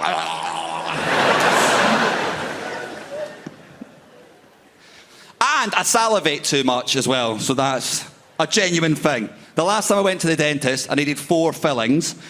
During the second filling, I was salivating so much, the dentist had to send for a second woman with another suction hose. I got double suckies that day. 2 suction hoses and a drill in my mouth at the same time. My tongue was like, woo, gangbang. American consumerism is based on just taking out late-night ads and pretending that you're mentally deficient. Just screaming at the top of your voice. Come on down to Wally's World of Mortgages. That's right, we've got mortgages. I'm crazy. The boss left with the keys. I'm by the safe. I don't even work here. We're going to give you a mortgage. Even if you never heard of the word mortgage, come on down here, we're going to give you one. Can't pay us back, won't pay us back, we don't give a shit. Even if you're a trailer park crack whore popping babies out of your womb like self-rising biscuits, come on down here now, you're a homeowner. People, go take advantage of that guy. He seems nuts. It's the Ab Crunch Spectacular, whole infomercial devoted to the biggest piece of shit ever perpetrated on the public. It's the Ab Crunch Spectacular. You can have a washboard stomach in 12. Who needs a washboard stomach? You gonna play hillbilly bluegrass music right off your stomach there? It's shit! Hi, I'm Chuck Norris. I used to pummel vaguely Middle Eastern-looking guys for a living. Now I'm selling this piece of shit Velcro nailed to an old ski. Flip it over, it's a canoe. Turn it inside out, it's a lady's evening dress. It's shit! You can have it by tomorrow. Of course you can, because it's a big piece of shit. That's what we do in America. We make lots of crap, but we deliver it really, really fast. Good things come to those who wait, but shit pretty much shows up right away, doesn't it? Pick up the phone. I like the Ab Crunch, bing bong. That was fast. Wacka, wacka, wacka, wacka. I'd love to tell you things are better in America, ladies and gentlemen, but, you know, I don't really know. It's, we have a fantastic president, but most Americans just want to see his birth certificate. Show us your birth certificate, Obama. Because, you know, I know there was I watched the elections here, and I kind of watched them. I kept an eye on them. I didn't get the full brunt of it.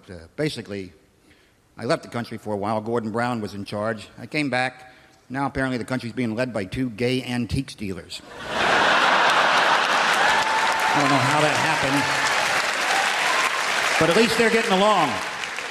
As Americans, let me explain it to you. There's 2 parties in America. You probably know this. There's Republicans and Democrats. The Republicans are called the red states. Democrats are the blue states.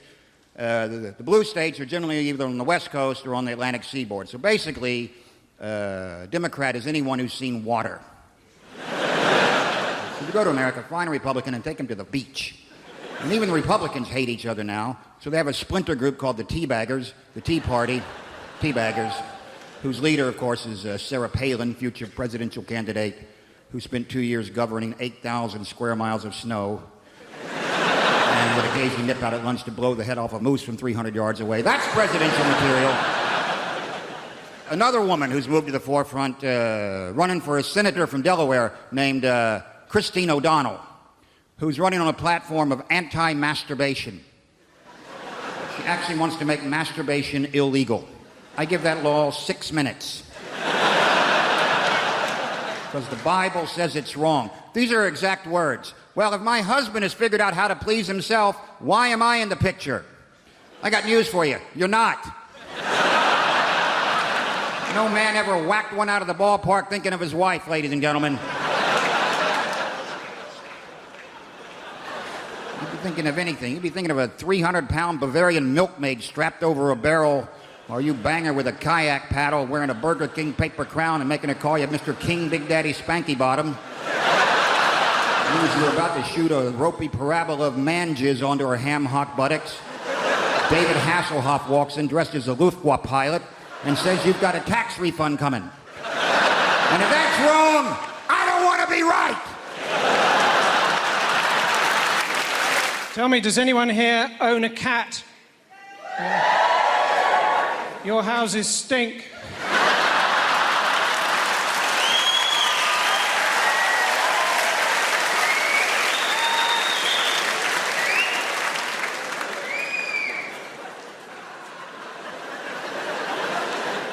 Someone's got to tell him.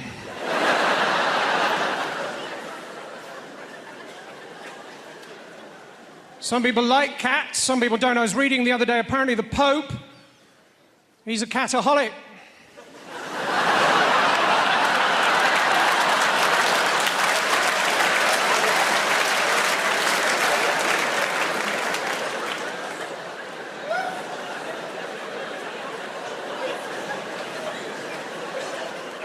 Catholic.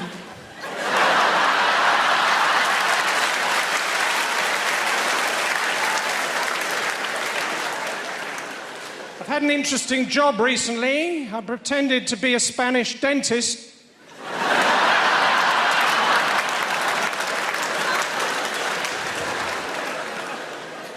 Thanks, that doesn't normally work.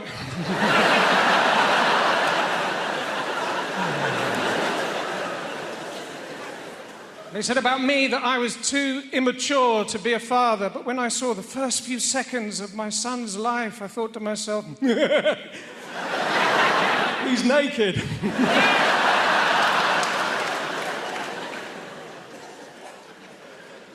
When my daughter was born, she had jaundice. So there she was, small, round, and yellow.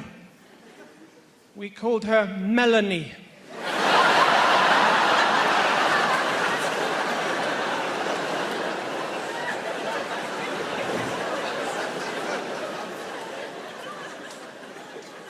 My parents came up last weekend because I keep them in the cellar.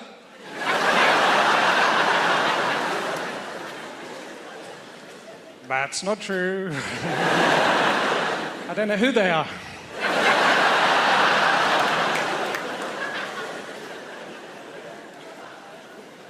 See, when I was young, I used to walk through the front door. I was hit by roast beef and Yorkshire pudding, open the airing cupboard, spaghetti bolognese all over me. We literally didn't know where the next meal was coming from.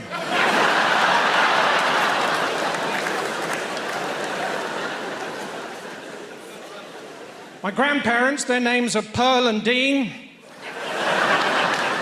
Of course, we just know them as Gran and Grandpapa, Papa, Papa, Papa, Papa, Papa.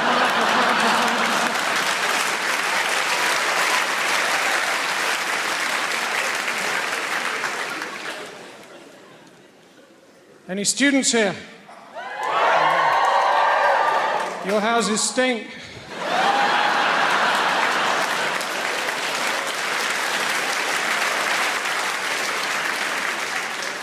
Someone's got to tell them.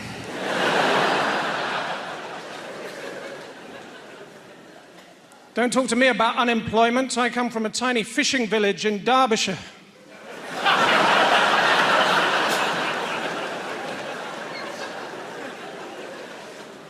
I work... It's not near the sea.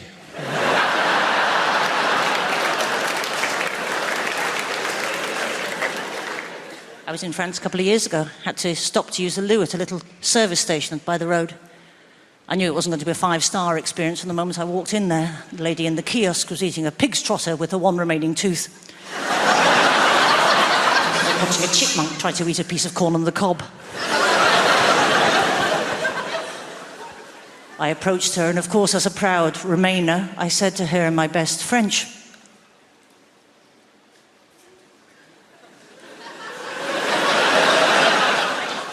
Où est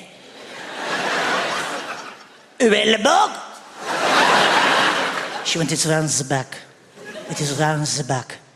So I went round the back, and there it was, a little shed. I thought, here we go. And I opened the door. Voila! Squatty potty! Throw up, France!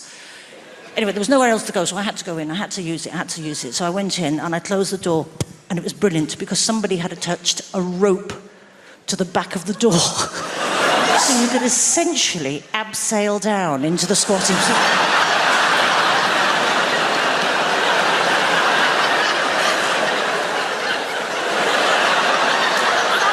It's a Centre Parks activity right there, isn't it? You'd pay for that. Bungee jump, brilliant.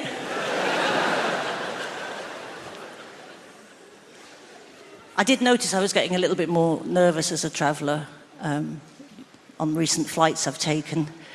In your 20s, you don't care, do you? Like that, I'll live forever. I'll live forever, me. I'm going to live forever. As you get older, you start to really pay attention to the safety announcements on planes. It becomes more urgent. You're more aware of your own mortality. You know, they'll start the announcement. I will definitely pay attention, absolutely pay attention. The glasses go on, the headphones come off. Book goes down, notebook comes up. I'm like, oh. Last flight I was on, it got to that point, we've all heard it 1,000 times. We've all heard it 1,000 times. They put the little life jacket on, right? Put the little life jacket on, and she said, and of course, in the event of landing on water, there is a whistle to attract attention. In the event of landing on water, there is a whistle. A whistle to attract attention. Now, I think for the first time in my life, I really took in that whistle. The fabric of that whistle, if you will, the being of that whistle, the ergonomics of that whistle. There is a whistle to attract attention. My brain had the very helpful thought. It thought, well, if we have landed on water, we have essentially fallen out of the sky from 30 to 40,000 feet in a not insignificant metal tube that may or may not be on fire. If that hasn't attracted attention...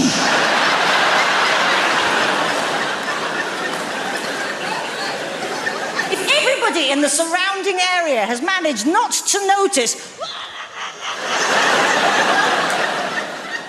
and you are then reliant on... I got this.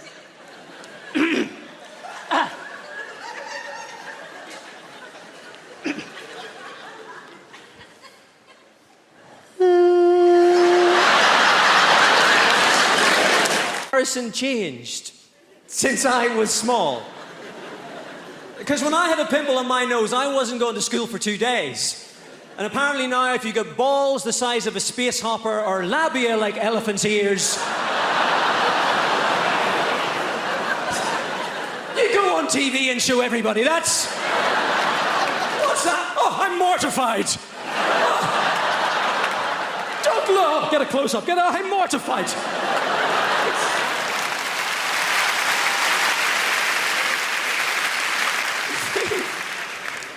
We've basically lost our sense of collective shame. That's kind of what's happened, isn't it? It's like I'm totally confused. When I get a girl's phone number now, I don't know whether to, call her and ask her to dinner or just text her a picture of me cock. It's...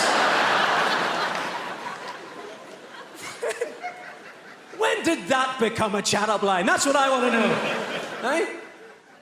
The day that a man had the technical ability to send a picture of his penis to another woman, that's the day romance died for me. It really is.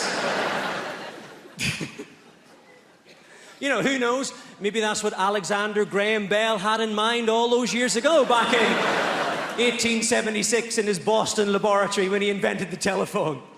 Alexander, to be able to speak to another person by means of an electrical cable in another room is the future. No.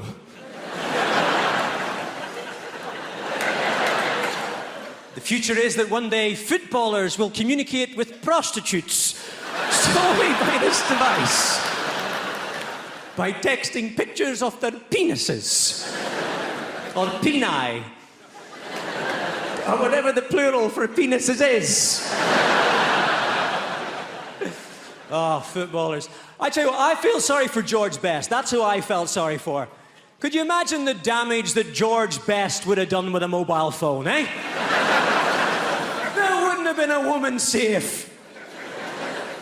If George had wanted to send a picture of his cock, he would have had to call up David Bailey, organise a photo shoot in the kitchen, take the film down to Boots the chemist, find out the girl's address, and then hand-deliver it in an A4 brown envelope with "Do Not Bend" put on the front. That's... Technology has ruined romance. We're in contact 24 hours a day. We never have to say goodbye. There's no adieu. There's no farewell. There's no when will I see you again. All the love songs have been ruined.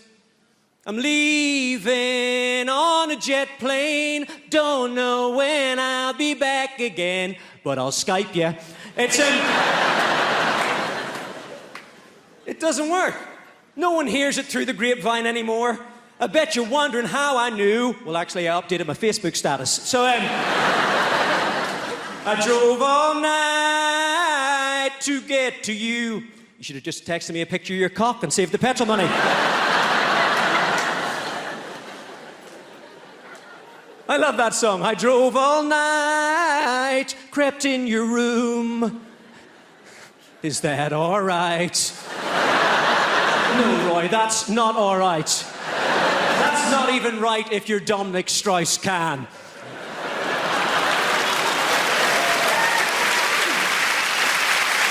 I went out recently on a shopping expedition to buy 1 carrot. Right, that was all I wanted, a single carrot. My wife was cooking. She wasn't just cooking that. She had a recipe of which that was a component. She wasn't just going to cook the carrot. There you are, like an ice lolly. It was more ambitious, and I tend to. She tends to do most of the cooking. I'm aware some people are thinking, I doubt he's got a wife. I bloody have. There's no time to prove it, but just take my word for it. There we are. I own a woman. So you can't say that these days, can you? Anyway, so to get onto more politically correct ground, my wife does all the cooking. Actually, well, it's actually true. I pretty much let my wife cook, but purely because it's a just sensible distribution of skills. My wife is a good cook, and I'm very poor at it. So my wife tends to do the cooking. I think it's quite an enlightened attitude, you know. I think these days cooking tends to be quite a sort of testosterone-dominated field. It's all your Gordon Ramsay, Marco Pierre, all these people, you know, Jamie Oliver. It's all men. I think someone should be modern enough to say, let's get women cooking. You know, let's be 21st century about this. They've got the same rights as we have in the kitchen. So my wife sent me out to a dangerous gag. No, I wouldn't clap that. That's sort of more clever than funny, really. So my wife was cooking, and I'm happy with my role, which is basically, you know, just foraging. But I went to buy this one, I say foraging, it's very much, normally if you go to Tesco, you will lay hands on a carrot. There's no real jeopardy there. Still, I like to pick it up and go, you got it, you know. But actually, well, this is my point. It was surprisingly hard to buy a bloody carrot, right, for a start. So I took it to the till. This is all I was buying, one carrot. First of all, this lady tried to put it in a bag for me, and I always try, you know, to not take a bag if I don't need one for environmental reasons, but they're furious. You'll have tried doing this. If you say, I don't need a bag, they look at you like, how dare you, how dare you? This woman she said, what are you going to do? I was like, well, I don't want to appear cocky here, but I've got two hands, there's only one carrot. I think I will nail this. I'm almost certain I'll get this home by hook or by crook. What am I going to do? Just walk around with one carrot in a bag? I've got my carrot in a bag, yeah. How's your day? Yeah, great, just walking with my carrot in its bag. I've got a piece of celery at home and a little bit of Tupperware as well. So, I don't want to make out I'm someone with a repertoire of vegetables that I walk... Anyway, then there's a receipt. She insisted on printing out a bloody receipt, and which meant the till roll had to be changed. Why? Why do you need a receipt for this transaction? All I'm buying is a single carrot. Why would you ever need a receipt? You're not going to bite into it and think, hang on, this is a pear. Right? It's basically, buying a carrot can't go that badly wrong. So by now I'm really impatient. I was frothing with impatience. I wanted to get home, see my wife, whether she exists or not. And finally, just when I thought I had finally secured this carrot, as I was walking out, this girl said, excuse me, sorry, before you go, so now I have to listen. I said, yes? She said, did you want to pre-order the Harry Potter DVD? Now, what part of my action so far will give you that impression? I was trying to be polite. I said, sorry? She said, by now she's impatient, like I'm some sort of idiot. Did you want to pre-order the Harry Potter DVD? I mean, no, not really. My aim was to buy a carrot, and I would say I've achieved that modest aim. I mean, if I wanted to buy a Harry Potter DVD, what I'd probably do is go to somewhere like HMV, for example. I'd go to a place where you can buy DVDs. I'd pre-order it. When the time came, I would collect it, I'd take it home, I'd watch it. I wouldn't approach this transaction by going to a supermarket, seizing a carrot from the fruit and veg bit, and then standing there at the checkout thinking she knows what I really want here. She'll gather my true intentions. She knows that this carrot is a sort of metaphor for an orange wand. The worst one, though, if someone's done something unstrong, we call them a weed. I don't know if there's any gardeners in. Weeds are the strongest bastard I've ever met. There's a weed called Japanese knotweed. You can cut it into 100 little bits, put it inside a plastic bag. It gets back out the plastic bag. This is a plant. It hasn't even got a face. Gets back out the plastic bag, meets back up with its mates, botanical term, gets back down into the ground, re-roots. It's so strong, so powerful, that it breaks up the foundations of buildings and destroys the value of property. Weeds can bring down capitalism, guys. And I'd like to see a pair of gonads do that.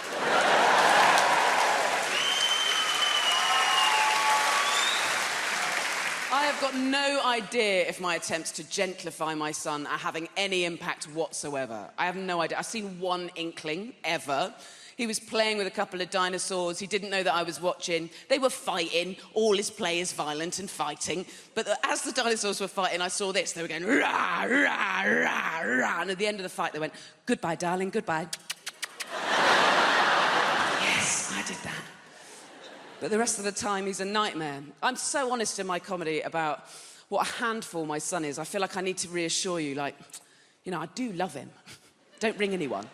I couldn't love love him more. But if anything, that makes it weirder because you've got this very extreme, very intense love for someone. That makes it more confusing when their behaviour is objectively disgusting. I think it's best summed up in cliches with a 3-year-old because the cliches are true. So, genuinely, without a second's thought, I would jump in front of a car for him. But also some days because of him. Because even if you take all of the violence out of the equation, just arguing with somebody that entitled but with no empathy is hard. And usually it starts from the second that you've woken up. I don't know if you've ever even shared a house with a 3-year-old. Normally, when you wake up, their creepy little face is already there. Saying something like, I've had a poo.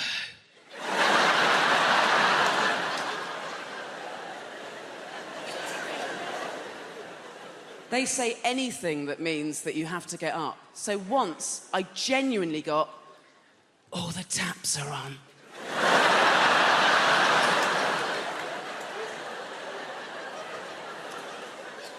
And there was one day in particular that I will never forget because of the relentlessness of it. And it did start from the second that we'd woken up. Being eyes open, I was like, good morning, darling. And he was like, it's not morning, it's lunchtime. You're a lizard. I don't like daddy. You're not my best friend. Can I have a knife? Here we go. Come on, come to the kitchen. I don't eat meals anymore, only eat snacks. Can I have a cake? Can I have a cake? Can I have a cake? Can I have a cake? Can I have a cake? Can I have a cake? Can I have a cake right now? That is not how you talk to me. Can I have a cake, please? Now I've got to give you a shitting cake. It's not even 7 a.m. That goes in, doesn't it? Brrr. Can I have another cake? Can I have another cake? Can I have another cake? Can I have another cake right now, please? Can I have another cake? Can I have another cake? The thing is, darling, what we've got to learn is that sometimes we want a nice thing, and then we get the nice thing, and we have to think, oh, wasn't it nice to have a nice thing? Doesn't mean we instantly have to have another 4. Can I have 4 cakes? Can I have 4 cakes? Can I have 4 cakes? Can I have 4 cakes? Can I have 4 cakes? This went on so relentlessly that after a few hours of it, I, a grown-up, said to a 3-year-old I couldn't love more who asks for knives, and I meant it. I said, do you know what? You can have whatever you want. But I swear to you, he went, I don't want whatever I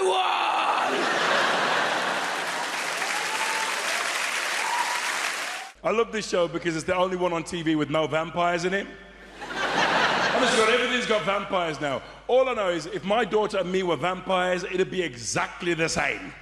I'd be texting her at 5 o'clock in the morning, where are you? Sun about to come up, you will explode. She'd be like, I'm in field with pals, drinking dead sheep, leave me alone. She gets home, I'm like, have you seen the state of your coffin, young lady? There's a half-dead naked bloke twitching in the corner. I've told you not to play with your food. So I stared at my coffin, I hate you. She's just mad at me because I ate her boyfriend. Black people in the house say ho. Wow, it's like a 2-pack convention.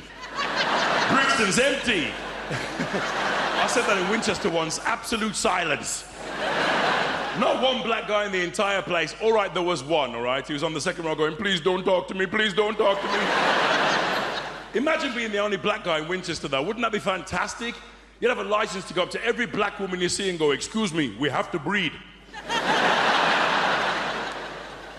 Listen, I've got to tell you this. The BNP had a Christmas disco. This is absolutely true, right? The BNP had a Christmas disco. When the DJ arrived, they all walked out because the DJ was black. The BNP hired a black DJ. Their spokesman said he sounded white on the phone. What, the DJ's got to sound extra black on the phone? Hello, I am the DJ for your Christmas party. My name is King Babatunde Soniade Mandela. My fee is £100, but you can pay me in Buffalo. I think we've come a long way though, right? Because when I first watched television, there were no black people on it at all. If somebody black did come on, people thought there was something wrong with the set.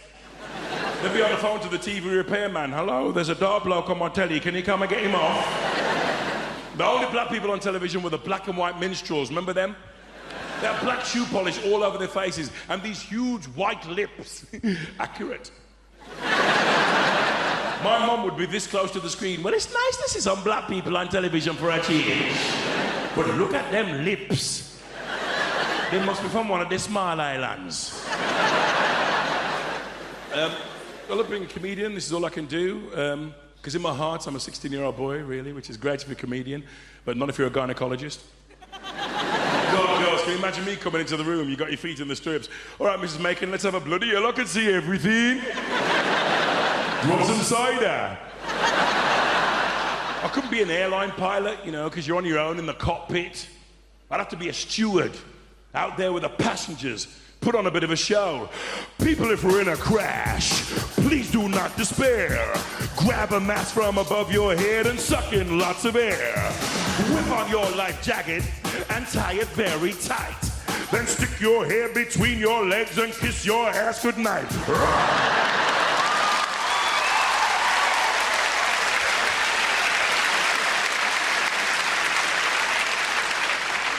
Actually, do you know what? Wouldn't mind being a pilot. Because everyone's life depends on you. So you can get away with anything, can't you? I mean, who's going to argue with that voice that they do, you know? This is your captain speaking. My name's Brian. How much do you earn? Hope you have an enjoyable flight. Our stewardesses are there to help you, and our stewards are there to show we employ gays. I was such a fat kid. My mother used to buy bathing suits with blowholes in them. It was just...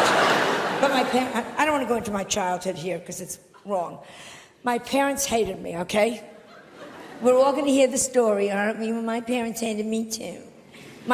All I ever heard growing up is, why can't you be like your cousin Sheila? Why can't you be like your cousin Sheila? Sheila had died at birth. They just...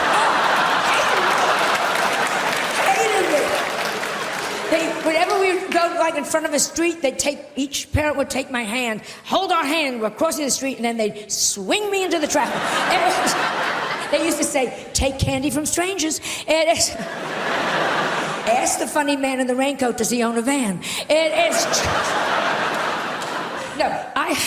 I had a very bad childhood, and that's because, and I'm sure none of you give a damn, but I was the only Jewish kid, this is the absolute truth, growing up in an all-Catholic neighborhood. You know what that's? The Irish people. Only Jewish kid in a Catholic neighborhood. You know what that's like? You were all doing Hail Marys, I was doing Hail Murrays. I mean, it was just... No Christmas tree? No Christmas tree. Do you know what that's like when you're the only kid without a Christmas? Because everybody has Christmas trees. And nowadays, it's like, well, we do it for all faiths. That's such bullshit. Yeah, we walk into an office building, and there's a Christmas tree, and there's a menorah. Bullshit. The Christmas tree goes up, up, up, up, up, up, up, up, up, up, up. There's like a little shitty menorah with two orange lights that some angry Puerto Ricans lit backwards. I mean, yes!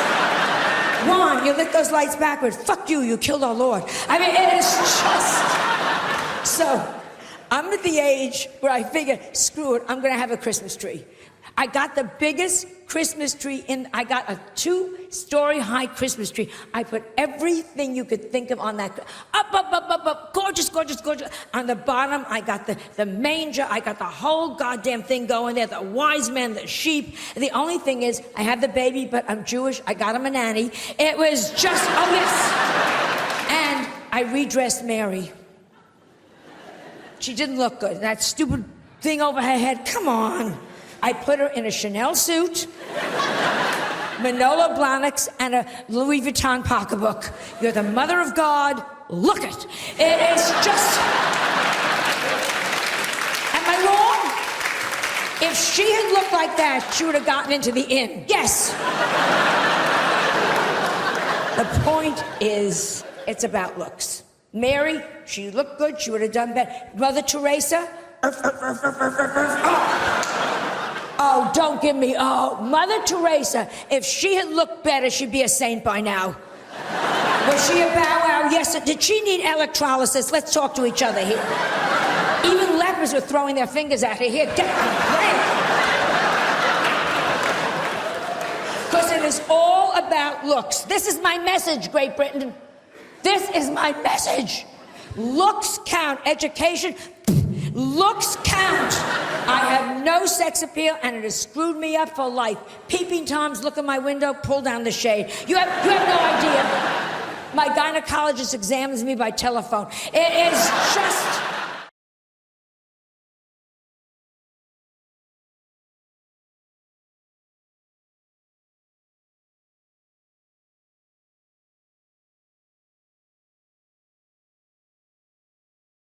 You know, when you're in love with somebody, you rarely see them at work. You rarely see them doing the thing that they do and you can't. It's extremely attractive. Go follow your partner someday to work. If they're having an affair, it'll be a hideous conclusion. But just watch them doing the thing. It's really cool because you can't do it, they can. You and I fucking look, you're fantastic, you're glorious. Particularly when they're saving a life. Jesus, glorious. You're there going, oh, you're beautiful, I love you, and you're making me look good right now. Yeah, she's my girlfriend. Look at her, she's Gloria. She's saving her life. Trophy bird, right?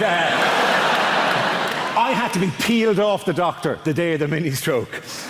Seriously, she was underneath me going, that's very flattering, but could I deal with the situation first, right? And I was behind her going, no, she'll be unconscious for a while, yes. Apologise, she's actually in the room tonight. Sorry about that. But it is nothing more attractive than seeing the person. I mean, the doctor here, have you a partner there with you? Have you a boyfriend or a husband with you? Yeah, he's a teacher. He's a teacher, so he's not in the medical trade. My teacher friend, isn't it sexy? Have you seen her ever deal with an emergency, have you? Not yet. Not yet, he said, loudly. Get her to run over one of these feckers on the way home tonight. Dude, it's extremely attractive, but the one bad thing is you're very clannish people, the doctors. They have a tendency to hang around together in little groups, right? Okay? My teacher friend, do you have to go to loads of social events where it's just you and doctor? Does that happen to you, my friend? Does it? I hate it. Yeah, I know, it's a nightmare. I hate it, he said. I am articulating your pain, my friend. He hates it, ladies and gentlemen, because there's times I've been at dinner parties and it's doctor, and I'm the only feckin' muggles in the room, right? And they don't know half as much as you give them credit for. My friend, if you're ever at another dinner party and it's all doctors, feck with their heads. It's remarkably easy to do. If you're ever out with a load of doctors and they're going, well, today I performed a fucking duodectomy. You just go, yeah, but what are hiccups exactly?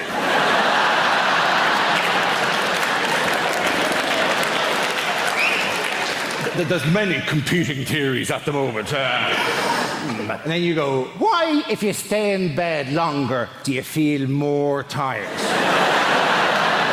It's not my speciality, that particular field.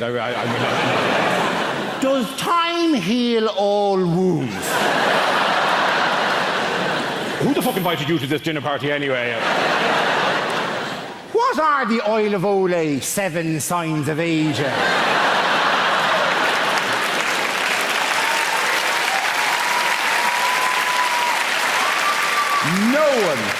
No one actually knows what the Oil of Olay 7 signs of aging are, right? Apparently they start with little lines around the eyes and finish with a woman sitting on a stairs with a bottle of gin going, I gave him the best years of my life! And it takes a feckin' hell of a cream to get rid of that, let me tell you. Doctor, one final question. Doctor at the back there, my surgeon friend, liver and pancreas, answer me this. What are hiccups exactly? Diaphragmatic irritation. A diaphragmatic irritation. Good woman yourself. Very good. Let the punters at home note, she said, diaphragmatic irritation, which is right. I also would have accepted any arrhythmic irritation of the phrenic nerve. Please. I'm not a doctor. I'm just riding one. Okay.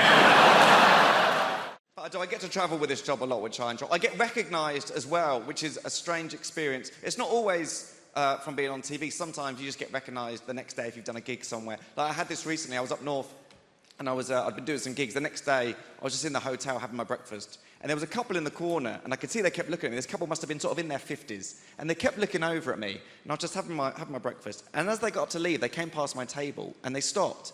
And the lady said, can we just say, she went, you were amazing last night. I said, oh, wow, thank you so much. She was like, honestly, our cheeks are still hurting. I was like, wow, thank you. And her husband was like, we just love finding new people I was like, wow, thank you so much. And they walked away, and a few people turned to look at me, and I thought, oh, they're probably quite disappointed. They don't recognise me. They don't know who I am. And then I thought, no, that's not it at all, is it? It's because at no point during that interaction did anybody mention that I was a comedian. So all that happened was this couple approached me over a hotel breakfast and said, you were amazing last night. Our cheeks are still hurting. We love finding new people. But of course, the issue is that the people there, of course, you can't tell from looking at me like I'm a comedian, because you can't just judge someone just by looking at them, can you? I mean, you can, but you shouldn't. But you can sometimes, can't you? You know, like, for example, if you see a man over 55 with a ponytail. You can make assumptions, can't you? Like, he's either a magician or he knows karate. You know one thing for sure, he's definitely divorced. Like, you shouldn't, but you can, is my point. But of course, ultimately, you can't, and you can't judge someone just by looking at them. Like, you wouldn't know, for example, you wouldn't know from looking at me that I've got epilepsy, would you? Because I haven't. No, I do, don't worry, it's fine, it's good news, I got it. In fact, fun fact for you, I had my first ever seizure during National Epileptic Week. Which was fitting.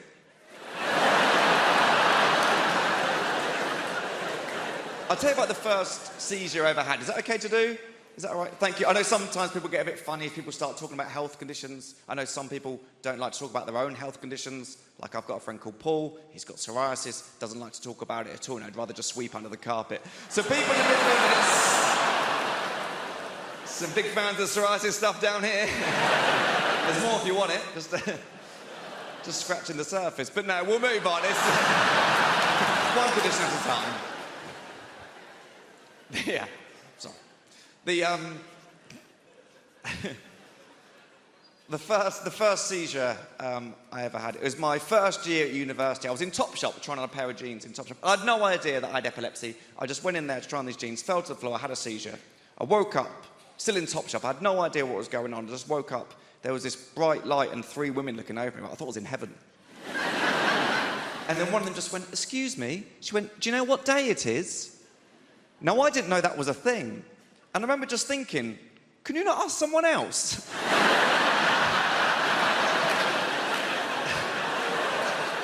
So to me, this woman had just walked into Topshop and just gone, what day is it? Oh, that's that guy there on the floor. The one who's bleeding from the mouth and appears to have wet himself in a pair of jeans that he'll be forced to pay for. Which is unacceptable. I was glad when they went under.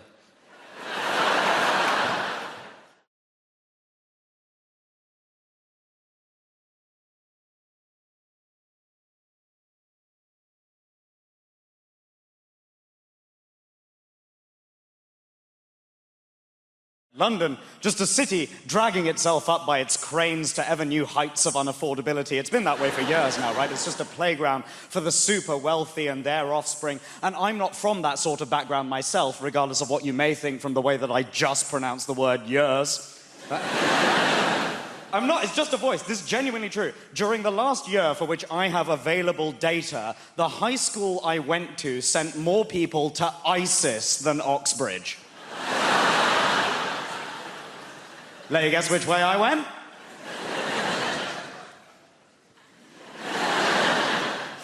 Pleasure to be here. Allahu Akbar. Lock the doors.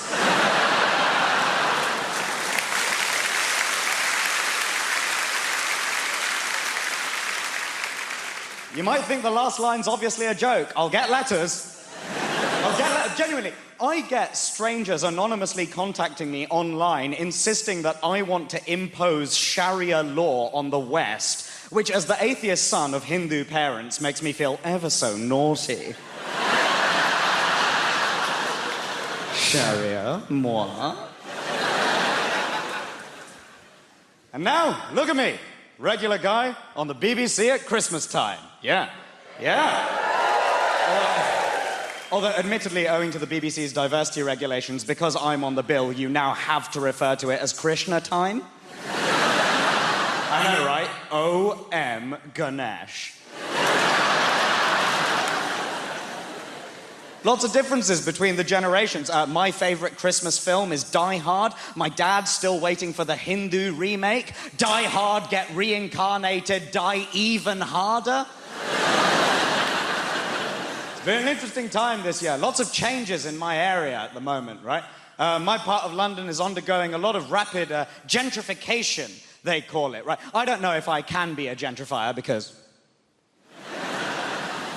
I've gentrified places in the past. I work in the arts, don't get me wrong, right? I remember a while ago I lived in a place called Streatham in South London, and when I came towards the end of my tenancy, I remember walking to the station and realising that overnight a minicab office had been replaced by a vegan bakery, and I was like, my work here is done.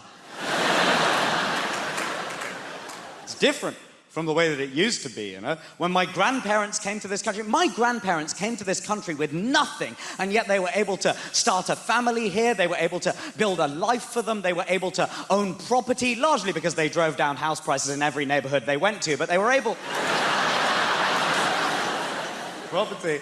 It's not like that anymore for the different generations, right? So what do the young people do? You wait, you're probably watching this at home, all the generations together at last at Krishna time. All of the young people waiting for a grandparent to cough and hoping that that's what's finally going to get them on the property ladder.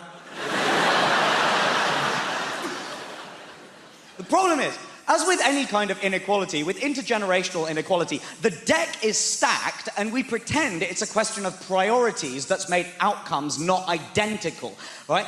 The number of times that I've heard, oh, you're worried you'll never get on the housing ladder, but you'll spend £3 on one of your fancy coffees, yeah? Yeah. Oh, yeah, you'll never get a little flat, but you'll spend £3 on one of your fancy coffees. Bruv, that's because you bought all the £3 houses.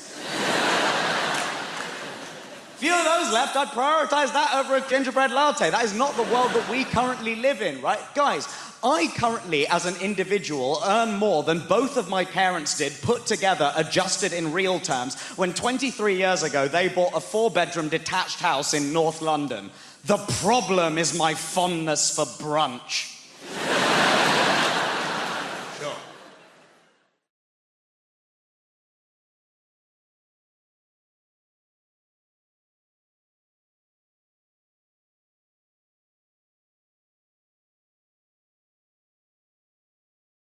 Hope I haven't offended anybody. You don't know. You can talk about whatever you want on stage. Nobody gives a toss. You talk about cats. Don't talk about cats on TV. You know? Even if it's a funny thing about cats. Like Cat in the Bin. Remember that? There was a week of Cat in the Bin. A week of a cat going into a bin. You remember the first time you saw that horrific, horrific footage? The cat go into the bin. I know, live it with me, brothers and sisters. Is it just me, or was your first reaction, why is Susan Boyle putting a cat in a bin?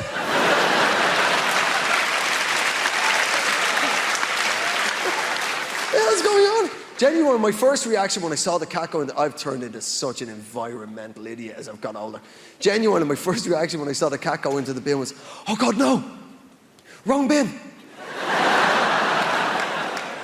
A cat is 100% recyclable. You never know, man. I love the news and the tabloids. I love the tabloids, man. But are they creepy? Oh, you better believe they are. Here's a classic example, lad. The Middletons. Kate and Pippa. Right?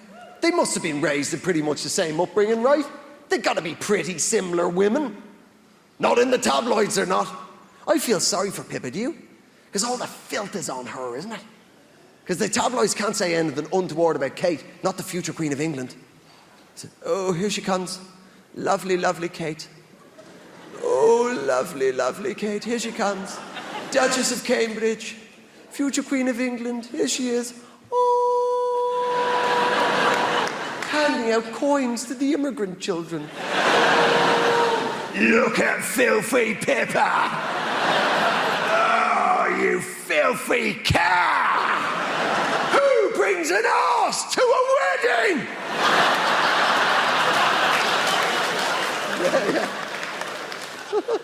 Oh, lovely, lovely Kate. Oh, healing the poor with her eyes. Oh. Look at filthy Pippa. Down the docks with a bell. Ding, ding. Come and get it, boys. Come on.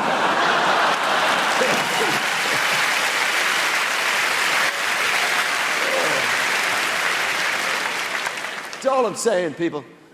I hope I haven't offended anyone. You just don't know when you're a comedian. I'll give you an example of this. I did a gig for the biscuit industry. That's right, people. I work for the biscuit industry. No, I know. It was terrifying, man. It was 15 biscuit businessmen. And I was dreading it, man. You know, not like this. I knew you were going to be good. It turns out they were great. They were fantastic. And that's why I said it. I only said it because they were good. And I didn't walk straight on and say it. At the end of the gig, I went, listen, you've been fantastic. They were like, more. I'm like, no, I can't. I have to go do another gig. But before I go, can I ask you something? They're like, yeah. Anything? Yeah. It's about biscuits. Yeah. This is all I managed to say before the whole crap house went up in flames. Wagon wheels. They're the same size as they've always been.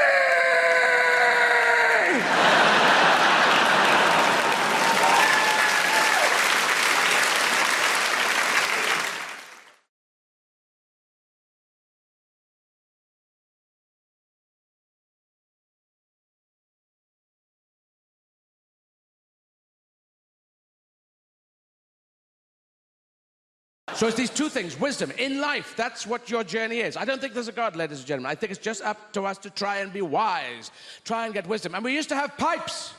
We used to smoke pipes. It helped us all the way up to the 1950s. Everyone, all the real characters from history, Sherlock Holmes and Gandalf, and they all had pipes. You stick a pipe in your mouth, you were wise, weren't you? I see what you mean. That's a very good point. Yes, I've got one of them. I looked that up in a book. I'm not sure. Have you Googled it? I haven't got a signal. No one said that, did they? Well, I'll get the Wi-Fi going, then I'll just check it out. But it was wise, was it? No one said stupid things. No one said, I'm going to put my dick in this toaster right now. And it turned up in films. The Magnificent Seven, there's a great story about mercenary people who are hired to come down and help poor townsfolk in a village somewhere down Mexico way. The people going, the banditos, they have come and they've stolen all our lettuce and our cucumber and our radishes and our baked potatoes and mainly summer salad items. They're the healthiest banditos I've ever seen. What should we do? We must talk to the wise man who smokes a pipe and lives outside the village. He knows. Wise man, what should we do? He says, and the wise man removes his pipe, he knocks it out on the head of a child. And he refills it with a bit of old Holborn, a bit of old Toby, and a bit of old Geoffrey. And he takes a match as big as a baby's arm, and he lights it on a passing Good Samaritan.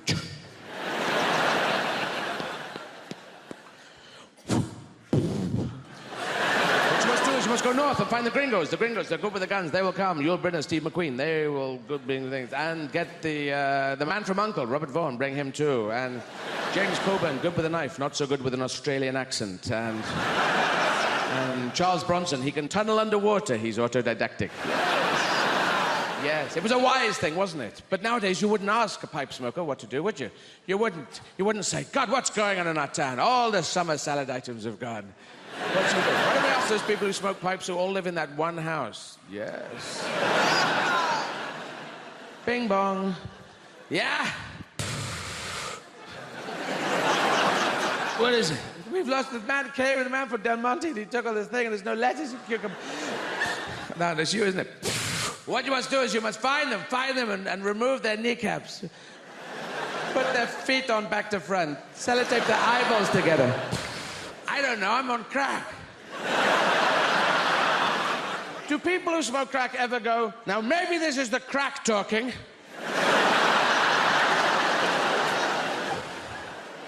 I think we should all nail our foreskins to this rocket. What do you say? Bad idea.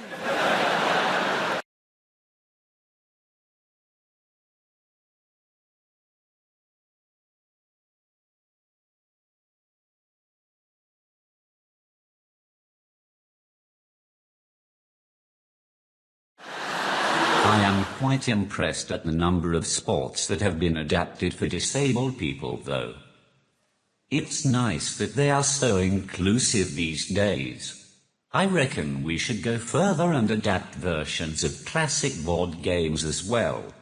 You could play a very special edition of Guess Who, where all the characters had disabilities. No one would ever win, because everyone would be too afraid to describe their character in case they caught offense. The questions would be fun as well. Is your person incontinent? Does your person have crayon around his mouth? Does your person have trouble speaking properly? Is your person Danny Dyer?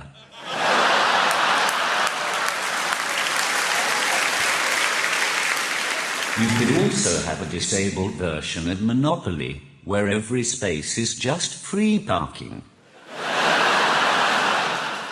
Speaking from the personal experience of a bloke with a disability, I think that the dating game is much harder for people like myself. I've tried speed dating. That didn't work. By the time I'd typed out a sentence, it's time to move on to the next person. And I'm not looking for sympathy either. I'm just using emotional blackmail to try to get someone to sleep with me. I'll be in the bar afterwards, if any of you are interested. Yes, even you, sir.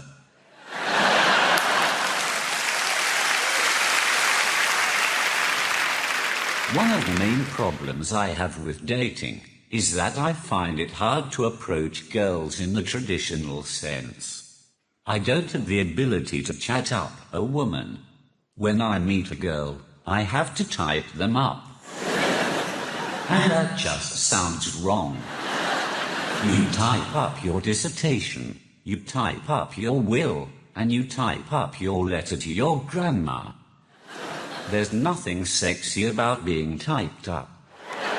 Even if there was, when you're typing excitedly to a woman and accidentally spell something wrong, autocorrect is a ducking nightmare.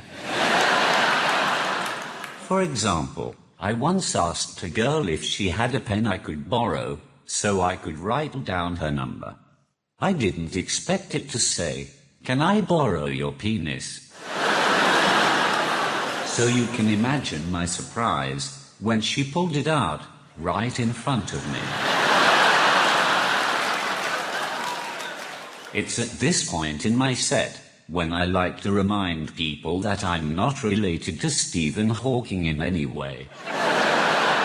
In fact, the closest I have ever come to being Hawking is when I went to see The Theory of Everything at the cinema. It's the movie about Stephen Hawking and his life. I didn't go to watch it, though.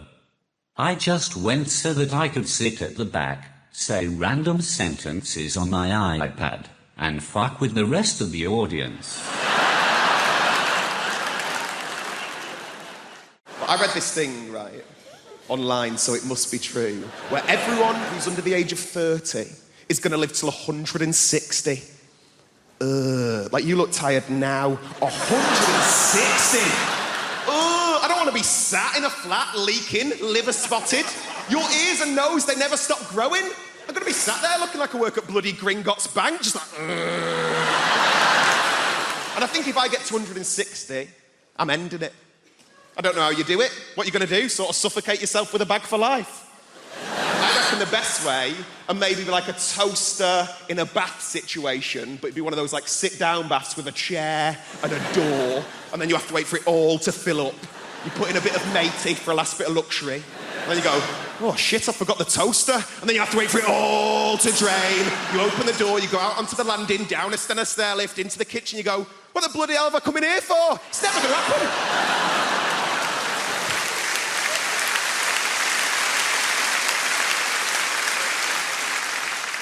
I'm trying to do more nice things, though. That's what I'm trying to do.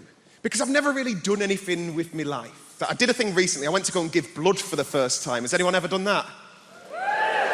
This was one woman like, yeah, I did it today. It's amazing, but I thought you did it in like a hospital or like a sanitised medical centre. You don't. You do it in like a rugby club or like a methadone church, right?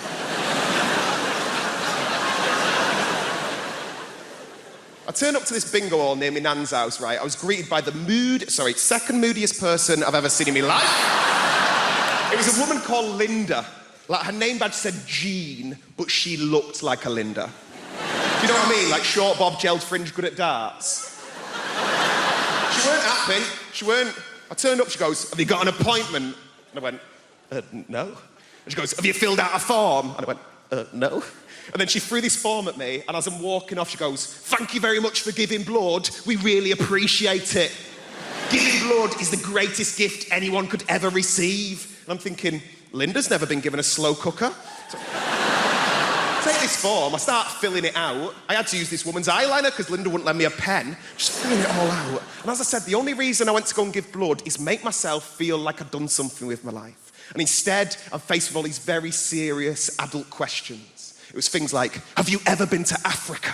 And I'm like, no. And he goes, have you ever had sex with a man? And I'm like, no. And he goes, have you ever had sex with a prostitute? And I thought, I've done fucking nothing with my life. Nothing. Have you injected drugs? Have you spoken drugs? Have you had any treatments in the last 6 months? I panicked. I went, oh, well, me and my mum have had facials off Groupon. Not the right answer. Weirdest question, are you HIV positive? I was like, what? Like, no. Like, if anything, I'm against it. And then they took me off into this room, and there's all these sort of like Sharons and Johns lay on beds with sort of needles in their arms. Like, it looked like a spa day for smackheads. Put a belt round my arm, not even a nice belt. They spanked it a bit, they told me to relax, and then they whipped out the biggest flipping needle I've ever seen in my life, and I just fainted. Completely fainted. I can hear all these muffled voices, and then I can hear Linda's bellowing voice just going, I knew he'd be a fainter. I'm like... By the time I'd come around, all these people are trying to help me out, and Linda just parted them. And her way of trying to make me feel better, her way of trying to make me feel like a proper grown-up was going, would you like a glass of orange juice and a biscuit? I was like, no, Linda, I want to have sex with an African gay man for money. That's what I want to bloody do.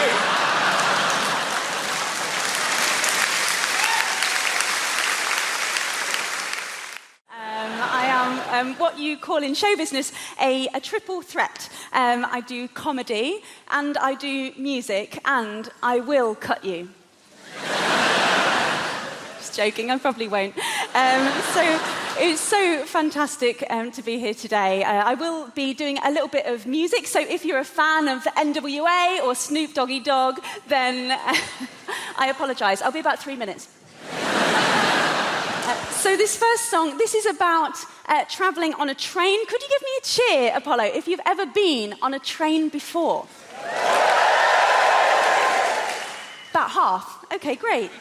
Lovely. Well, the half of you who cheered, that means you are my target demographic. Congratulations. So I'm going to sing this song. This is about the worst thing any of us can ever encounter on a train journey. Just before I sing it, I have had some problems at previous gigs, actually, so I just want to make something crystal clear. If you listen carefully, I'm not even saying the word Hindu.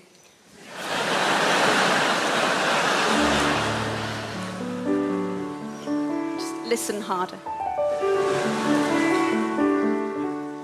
Hindu on a train. Hindu on a train, cowboy hats and penis cakes, neck tattoos and big L plates, and voices like a foghorn in a drain. Hindu on a train, groping every passing male. I suspect you've been to jail, and God willing you might all go again. And although I have so many things to say to you, I'm aware that there are 6 of you, and all of you have had more fights than me. I've never glassed someone, but I do know how. perhaps I'll glass you now. Hindu on a train. You brought your own speakers too. Brilliant. To belt out Calvin Harris tunes. I mean, the maid of honor's clearly on cocaine. Hindu on a train. You see me staring and you threaten me. Then drunkenly you all set on me, and with a dick-shaped bottle take your aim. If you only knew, we're not so different, me and you. Just 3 months ago, my friends Hindu, we got drunk and we pretty much hijacked a plane. We were worse than you. We went down on all the crew. Mostly reluctant gay men, some women too. We got thrown out of Spain. You see, we're all the same, but you're not listening, you're bashing out my brain. Hindu on a train.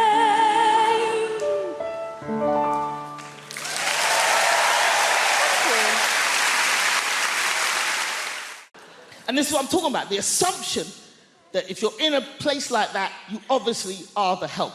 Okay, example 2, that's it, white people. One more example, and then we're moving on, right? I'm on tour in the UK. I'm going up to Leeds. All my team was already up in Leeds setting up the theatre. I'm travelling with my tour manager and best friend, Lila, also a black woman. So I go, you know what? That's Lila. I go, you know what, Lila? Let's not drive. It's a long drive. Let's get a train and go up in comfort. So we rush down to the train station. I buy us 2 first-class tickets. There's a train leaving, so we jump on the train takes off. And we're walking through the train towards the first-class carriage. We walk into the first-class carriage. This white woman is sitting at a table. She looks up, she sees us, and at the top of her voice, she shouts, this is first class! Now Lila goes, what the fuck did you say? And I hold Lila, no, Lila, no. I just grab her by her collar, no, Lila, no. No, Lila, no, Lila, no. Watch me humiliate this bitch just with my mouth. Come back.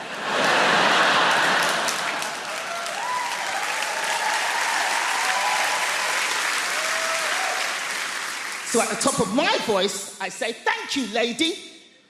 But what was it about us that made you assume that we didn't belong in the first-class carriage? She starts to fumble. Everybody on the train just kind of leans out from behind their seats.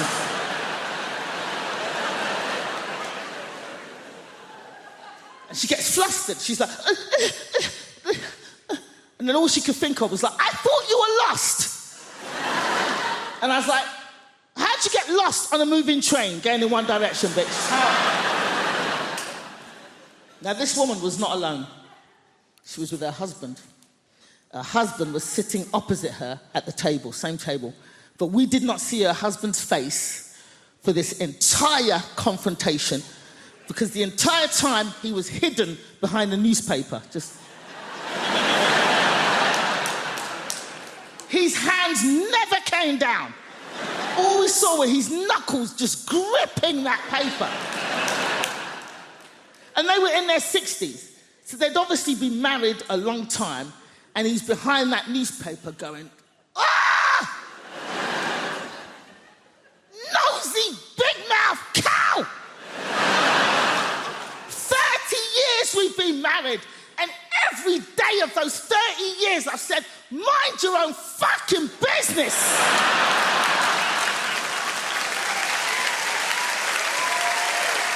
Shit! And now we're both gonna get beaten up by these 2 black boys.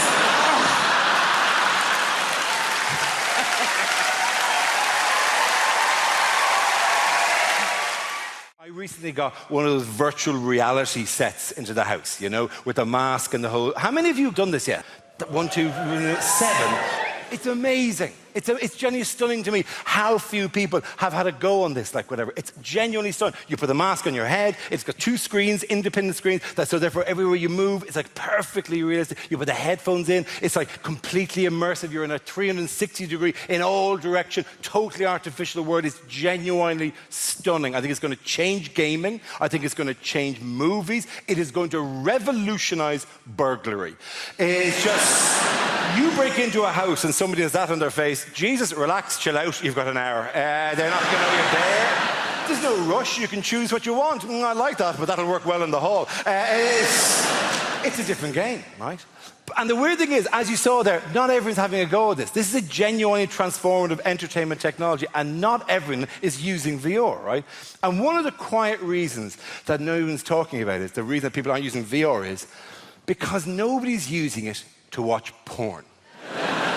It seems like a weird thing to do, but in the kind of history of nerdy kind of things, porn is surprisingly important for getting new technology accepted. Porn is the reason why Blu-ray beat the other kind of special DVD in their race a few years ago. Porn is the reason that sometimes video streaming software beat other kinds of video streaming software. The stuff that gets used for porn has a place immediately in the market, right? And nobody is using VR for porn, right? And I'm not naive, right? I know that men are visual creatures, but I can kind of see, you know, no man, while actually making love, has ever there been going, oh my God, this is incredible. Oh my God, honey, this is amazing. Oh, I'm almost there. I'm almost there. Let me just have a quick look around the flat. Oh, that's fantastic. Oh, that's amazing. Jesus, huge. Is that Corner Sing original now, or did you have a couple of But the main reason that people aren't using VR for porn is because you cannot be entirely sure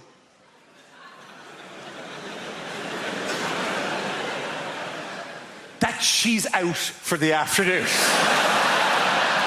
And I mean 100% sure, because the stakes are really high. You do not look good in this situation. You do not need your loved one going, oh, I've left my credit card, I better go back in. What is this you're doing to yourself? Yes, I was bringing the kids to my mother's house, but the little one fell in, we've had to come home. But Jesus, this is what greets us. The nightmare is you finish the wank of the century, you take off the mask, and there are 3 police officers just staring at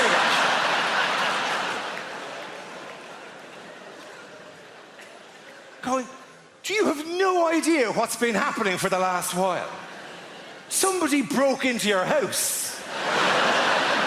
They were spotted, we were called, there's been a standoff. You've been a hostage for 45 minutes.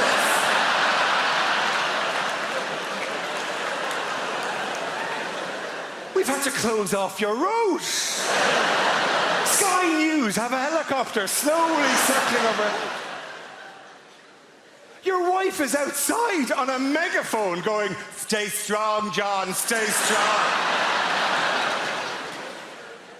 And all the time we've been watching you on the thermal imaging, just battering away at yourself.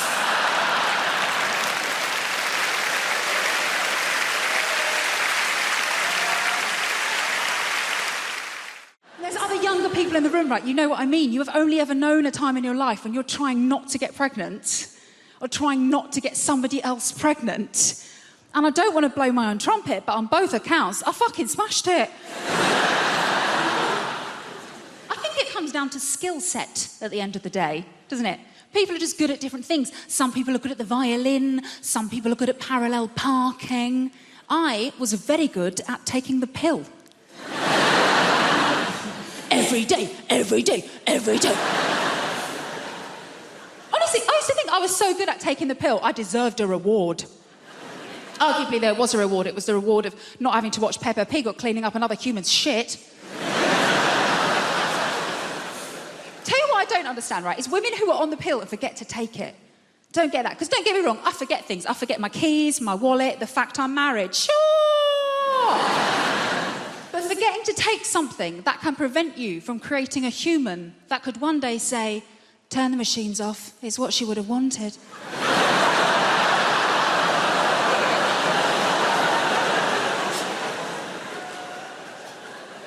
I'm going to remember that one, thank you. Obviously does happen though, women forget to take the pill, they get knocked up. Happened to a girl I used to work with actually, when I used to work in an office, right? And we were chatting about it one day. She was so blasé, we're in the kitchen. She's just standing there rubbing her belly like, well, the thing is, I've just got really bad memory. I was thinking, that's funny, because every day without fail, you remember to steal my milk. Maybe if you'd strapped your packet of microgynon to my semi-skimmed... Stephen in accounts wouldn't be telling everyone how you trapped him. But I think the reason I was always very good at remembering to take the pill, because I've been on it for so long. I was on it since I was about 16. And the reason I started taking it was because I was going out with my first boyfriend, Kevin Sutherland. A boom, chicka, wow, wow. He was quite the catch. He had a Peugeot 106 and a tattoo of Bart Simpson, which I thought showed a great joie de vivre. And things were going very well between Kevin and I. We had matching bracelets from Argos, so you can tell how serious we were. And we'd agreed that we were going to do it for the first time, right? So I was like, right, I'll put myself on the pill because my first time is going to be really special. My first time is going to be just like in the movies. So the big day arrived, and Kevin, bless him, he made such an effort for everything to be really perfect. Like, he paid his little brother to leave the room.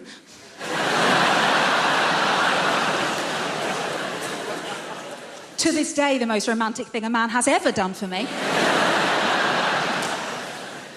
And he made a mix CD of all of our favourite romantic songs. You know, like Boom, Boom, Boom, Let Me Hear You Say Wayo.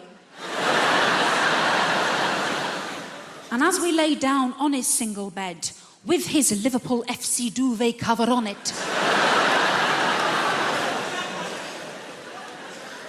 the scent of Lynx Africa heavy in the air. And as Kevin took my virginity so beautifully and gently and quickly from behind, I remember thinking, wow, just like in the movies. Obviously, it's quite difficult to make eye contact in that position, isn't it? Almost felt like I lost my virginity to Stephen Gerrard.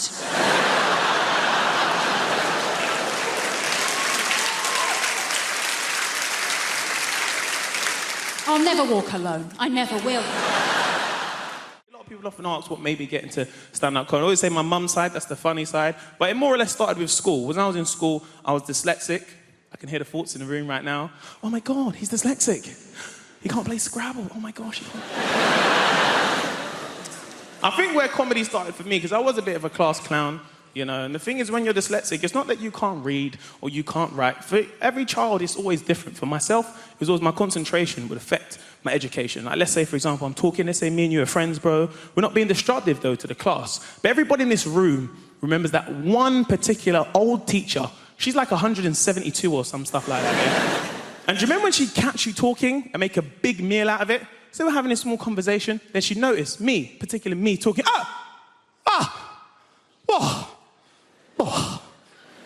ghastly. We've got a conversation over here. Yes, children, we've got a conversation over here. No, stand up. No, you can stand up. Do you remember someone would try and defend it for you? Actually, do you remember what you actually say to her as a reply? But miss, I'm not even doing anything. Do you remember when teachers just lost it for a little bit? That's right, you're doing nothing. Now stand up. Someone would try and defend it for you in your honour, in your class. Now, miss, you know what? Man wasn't even talking, you know. I was sitting right there. I said to him, I feel like you're just segregating him because he's dyslexic. Why are you doing this, miss? Do you remember when your teacher just didn't care anymore? She's been there so long, she didn't care. Do you remember your teacher's like, What? You can fuck off! Do you remember when the first time your teacher swore? Do you remember that kid? He couldn't believe it. What, you're swearing at me? No, I don't care. I'm telling my mum. What do you mean about me? I don't care, man. I'm going to tell Austin. What do you mean, me, yeah? Tell the whole me. This teacher didn't care. And you, stand up. So I stood in front of the whole class. You know, I was in a science lesson. So one teacher said to me, so Mr. Mo, Mr. Mo, being as you like to talk, No, because you like to talk. You ever seen when teachers get so passive-aggressive they laugh, but nothing's funny? Mr. No. No, you like to talk. You think it's MSN or something like this, don't you? Yes. So, being as you like to talk, yeah, you can tell everybody in this lesson, yes? Yeah, no, because you're a talker. You're going to be a teacher one day, aren't you? You can tell everybody in this lesson what osmosis is. Huh? What is osmosis? So I was like, osmosis. So I was like, well, osmosis is actually the process where a high concentration goes into a low concentration. A bit like if I put potatoes in water, they expand with weight and density. Anyway, what I was saying before getting really interrupted, basically like...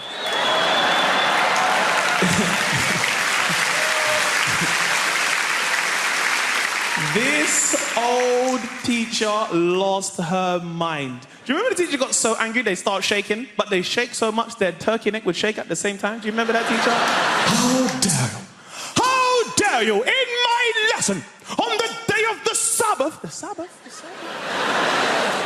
It's Orange Wednesdays. What's this Sabbath thing about? What's that? How can I get involved with that stuff? Do you know what? Get out right now. You can get out right now.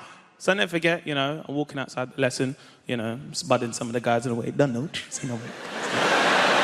Oh, do you know what? I've had enough of being treated like this. I've had enough of this, because right now, I'm in year 11. Soon I'm going to leave. I'll be in college, earning some real money, making some EMA. I've had enough of being treated like this. And I said to my teacher, I said, you know what, miss? I'd actually be learning if you was doing your job, which should be teaching. The whole class simultaneously went, oh